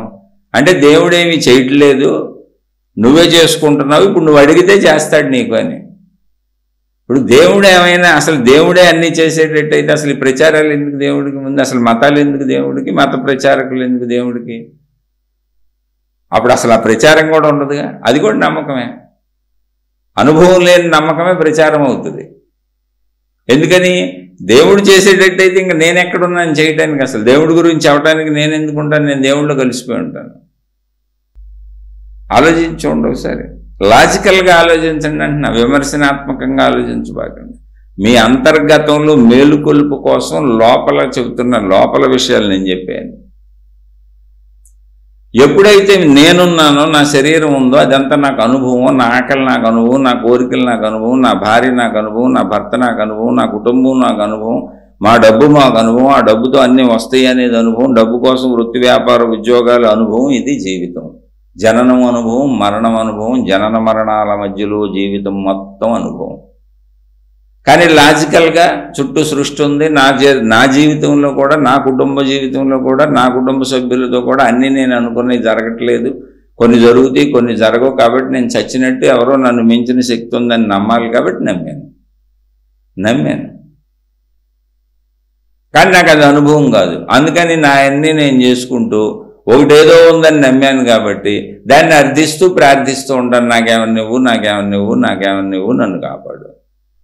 అలా దాని మీద, ఆ బేస్ మీద మతాలు, విధానాలు, పద్ధతులు వచ్చి నీకు ఇస్తాడు, నీకు నా దేవుణ్ణి నమ్ముకో, నీకు ఇస్తాడు, మా దేవుడికి వచ్చి నువ్వు మా మతంలోకి వచ్చి, మా విధానంలోకి వచ్చి, మా పద్ధతిలోకి వచ్చి నీకు అన్నీ సమకూరుస్తాడు, నీకు అన్నీ ఇస్తాడు, నిన్ను రక్షిస్తాడు, నిన్ను కాపాడుతాడు, నీ అది చేస్తాడు, నీకు ఇది చేస్తాడు, ఏదైనా సరే ఇక నీకు నువ్వు అడిగినవన్నీ చేస్తాడు. ఎందుకంటే నువ్వు అడుగుతావు కాబట్టి చేస్తాడని చెప్పేవాళ్ళు కూడా వచ్చారు. ఇది నమ్మకం. చెప్పేవాళ్ళదే నమ్మకమే, అడిగేవాళ్ళదే నమ్మకమే. భక్తి మార్గం అంతా నమ్మకంలో సాగుతుంది, దైవ మార్గం అంతా నమ్మకంలో సాగుతుంది. ఆధ్యాత్మికత అనుభవంలోకి తీసుకెళ్తుంది. అందుకని భక్తిలోంచి, దైవత్వంలోంచి ఆధ్యాత్మికతలోకి రావాలి. ఆధ్యాత్మికతలోకి రావాలంటే నువ్వు కళ్ళు మూయాలి, కళ్ళు తెరవకూడదు. నీ ఇంద్రియాలతో పని లేదు, నీ శరీరంతో పని లేదు. లోపలికి చూసుకో, శరీరం ఉంది, శరీరంతో పనే, కానీ ఇంద్రియాలతో బయట తిరిగే పని లేదు. నీ లోపల నువ్వు తిరిగేది మొత్తం నీ లోపల. ఎందుకంటే అనుభవం కావాలి. ఇప్పుడు అంతర్గత అనుభవం, అది ఇంద్రియానుభవం కాదు, శరీరానుభవం కాదు. కాబట్టి ఇప్పుడు నువ్వు ఎక్కడ తిరగాలి? నీ లోపల తిరగాలి. నీ లోపల నువ్వు ఎంత ఎక్కువ తిరుగుతావో, ఎంత ఎక్కువ తిరగగలవో, ఎంత ఎక్కువసేపు కూర్చుంటావో, ఎంత ఎక్కువ గమనించుకుంటావో, నువ్వు ఎంత ఎక్కువ చూసుకుంటావో నీకు అంత తొందరగా అనుభవం అవుతుంది. దానికి చెప్పాను, అందులో పెద్ద విశేషమైంది ఏమీ లేదు, చాలా సింపుల్ విషయం. నీ లోపలికి నువ్వు ఎప్పుడైతే కళ్ళు మూసుకొని వెళ్ళిపోయావో, శరీరం కదలికలు ఆపేసావో, నీకు తెలిసేయని నీ ఆలోచనలు, నీ భావాలు. ఈ ఆలోచనలు, భావాలన్నీ అసలు ఏర్పడకముందు చిన్నతనానికి వెళ్ళి చూసుకుంటే అక్కడ ఏముంటుంది? చిన్నతనం నుంచి ఇవన్నీ వేసుకుంటూ వచ్చాం. అక్కడ ఏముంది? ఓ ఖాళీ శక్తి ఉంది. శక్తి అని ఎందుకు అనాల్సి వస్తుంది అంటే, ఓ ఖాళీ ఉండి ఆ ఖాళీలో ఇవన్నీ పడేస్తే అది శక్తి. కాకపోతే వీటికి కదలికలు ఉండవు. అంటే నా ఆలోచనలకి కదలికలు ఉండవు, నా భావాలకు కదలికలు ఉండవు. అవి నాకు గుర్తుగా మళ్ళీ అవి లోపల నిక్షిప్తం చేయబడి తిరిగి నాకు గుర్తు చేయబడవు. కాబట్టి శక్తి అది. ఆ శక్తిలో ముద్రింపబడినవి కనుక ఇవన్నీ శక్తి చేత మళ్ళీ కదిలి ఆలోచనలుగా నాకు అందుతున్నాయి. కాబట్టి మొట్టమొదట ఉన్నది ఖాళీ శక్తి. ఇప్పుడు నువ్వు శరీరాన్ని వదిలి, మనసును వదిలి, ఆలోచనలు వదిలి, భావాలను వదిలి, జ్ఞాపకాలను వదిలి, అందులో ఉన్న అర్థాలన్నింటినీ వదిలి ఖాళీ శక్తికి వెళ్ళగలవా? వెళ్ళగలవంటే అది అక్కడే ఉంది, నువ్వు వదిలి వెళ్ళగలగాలి అంటే నాకు ఇన్ని సంవత్సరాల నుంచి నేను ఆ సాధనే అసలు చేయలేదు, నేను శరీరం అనుకొని ప్రపంచంలో తిరిగాను, నమ్మకంతో దేవుడితో తిరిగాను, ఆ నమ్మకంతో గురువుల చుట్టూ తిరిగాను, గ్రంథాలన్నీ చదివాను, కానీ నా లోపలికి నేను ఎప్పుడు వెళ్ళలేదు, అసలు ఆధ్యాత్మికత నాకు తెలియదు. అయితే ఇప్పుడు సాధన చేయి, అంతేముంది. ఆధ్యాత్మికం అంటే ఏం లేదు, నువ్వు కళ్ళు మూస్తే ఆధ్యాత్మికం, నువ్వు కళ్ళు తెరిస్తే భౌతికం. నువ్వు కళ్ళు మూస్తే ఆధ్యాత్మికం అనుభవంలోకి వెళ్తున్నావు, నువ్వు కళ్ళు తెరిస్తే నమ్మకంలోకి వెళ్తున్నావు, అంతే. చాలా సింపుల్ విషయం. ఇప్పుడు ట్రై చేసుకోండి ఎవరికాడు. ఇంకేమైనా సందేహాలు వస్తే అడగండి, తప్పకుండా మాట్లాడుకుందాం. ఇది విధానం. జీవులు ఎవరైనా ఇలా భక్తి విధానాలు మార్గాల్లోంచి రావాల్సిందే. ఇందులో ఏది తప్పు పట్టేది లేదు. ఇలా ప్రయాణిస్తూ నేనే చేసుకుంటున్నాను నేనే చెయ్యాలి, నేనే కర్తను అనే భావంతో మొదలై ఎవరో ఒక కర్త ఉన్నాడు, మొత్తానికి నేను ఎంత చేసినా నా వల్ల అవట్లేదు, కొంచెం ఆయన అనుగ్రహం, ఆవిడ అనుగ్రహం, దేవుడైతే దేవుడు, దేవత అయితే దేవత, అది సంపాదించుకొని కొంచెం నేను ఆ అనుగ్రహంతో సుఖపడాలి, అన్నీ పొందాలి అనే కోరికలతో భగవంతుడికి దగ్గరై అలా సాగుతూ నమ్మకంగా భగవంతుడిని అనుసరిస్తూ ఆ నమ్మకంలోంచి ఎప్పుడో అనుభవంలోకి వచ్చే ప్రయత్నం చేస్తావు. అనుభవంలోకి వచ్చే ప్రయత్నం ఆత్మజ్ఞానం స్టార్ట్ అవుతుంది, ఆధ్యాత్మిక చదువు స్టార్ట్ అవుతుంది. అప్పుడు నువ్వు కళ్ళు మూసేస్తావు. నువ్వు కళ్ళు తెరవడం వలన ఉపయోగం ఏం లేదు. కళ్ళు తెరిస్తే లోకం, కళ్ళు మూసి నీ లోపలికి నువ్వు వెళ్తావు. వస్తారు అందరూ ఇదే మార్గంలో ప్రయాణించాలి. కాబట్టి తప్పు ఒప్పులేమి లేవు, అన్నీ కరెక్టే. ఎవరు ఎక్కడ ఉన్నారో అక్కడ ప్రయాణిస్తారు. ప్రశ్న అడిగిన ప్రకారంగా నేను అనే భావన ఉన్నంతకాలం నేను చేసుకుంటున్నట్టే. అనంత ఆత్మతత్వంలోకి వెళ్ళిపోయి నా లోపల ఉన్న ప్రాణశక్తిని నేను కనుక్కోగలిగి ఆ శక్తిని నేనన్న భావంలో కూర్చోగలిగితే నేను కూడా విశ్వశక్తి, దైవశక్తి, ప్రాణశక్తి, సృష్టి శక్తి, అనంత ఆత్మశక్తిలో కలిసిపోతాను కనుక అంతా దేవుడే చేస్తున్నాడు అనే భావన అప్పుడు వస్తుంది. అంటే నేను చేస్తున్నాను, నేను అనే పరిమిత భావన నుండి అనంత ఆత్మతత్వం అనే అపరిమిత భావనకి సాగే ప్రయాణమే జీవితం. అదే ఆత్మజ్ఞాన చదువు, ఆధ్యాత్మిక చదువు. నేను చేస్తున్నాను అన్న భావన నుండి మొత్తం దేవుడే చేస్తున్నాడు అనే భావనకి సాగే ప్రయాణమే జీవితం. మీ ప్రశ్న ప్రకారం అయితే అంతే సింపుల్. అక్కడికి చేరుకోవాలి. ఎవరు చేస్తున్నారని ప్రశ్న వేయకూడదు. అంటే వేయాలి, తప్పులేదు, మీరు అడిగింది తప్పు కాదు. నేను చేస్తున్నాను ఆ ప్రశ్న ఎప్పుడూ పుడుతుంది, సందిగ్ధావస్థలు ఉంటాం. ఎందుకంటే నేనున్నాను కాబట్టి. మొత్తంగా దేవుడు ఎవరో తెలుసుకుంటే అది అనంత ఆత్మశక్తి అని, నీలో ఉన్న ప్రాణశక్తి అదే అని తెలిసినప్పుడు నువ్వు ఉండవు, ఇక నువ్వు ఆ దేవుడిలో కలిసిపోతావు. కాబట్టి చేసేదంతా దేవుడే. కాబట్టి నేను చేస్తున్నాను అనే భావన నుండి మొత్తం దేవుడే చేస్తున్నాడు అనే భావనకి సాగే ప్రయాణమే జీవితము.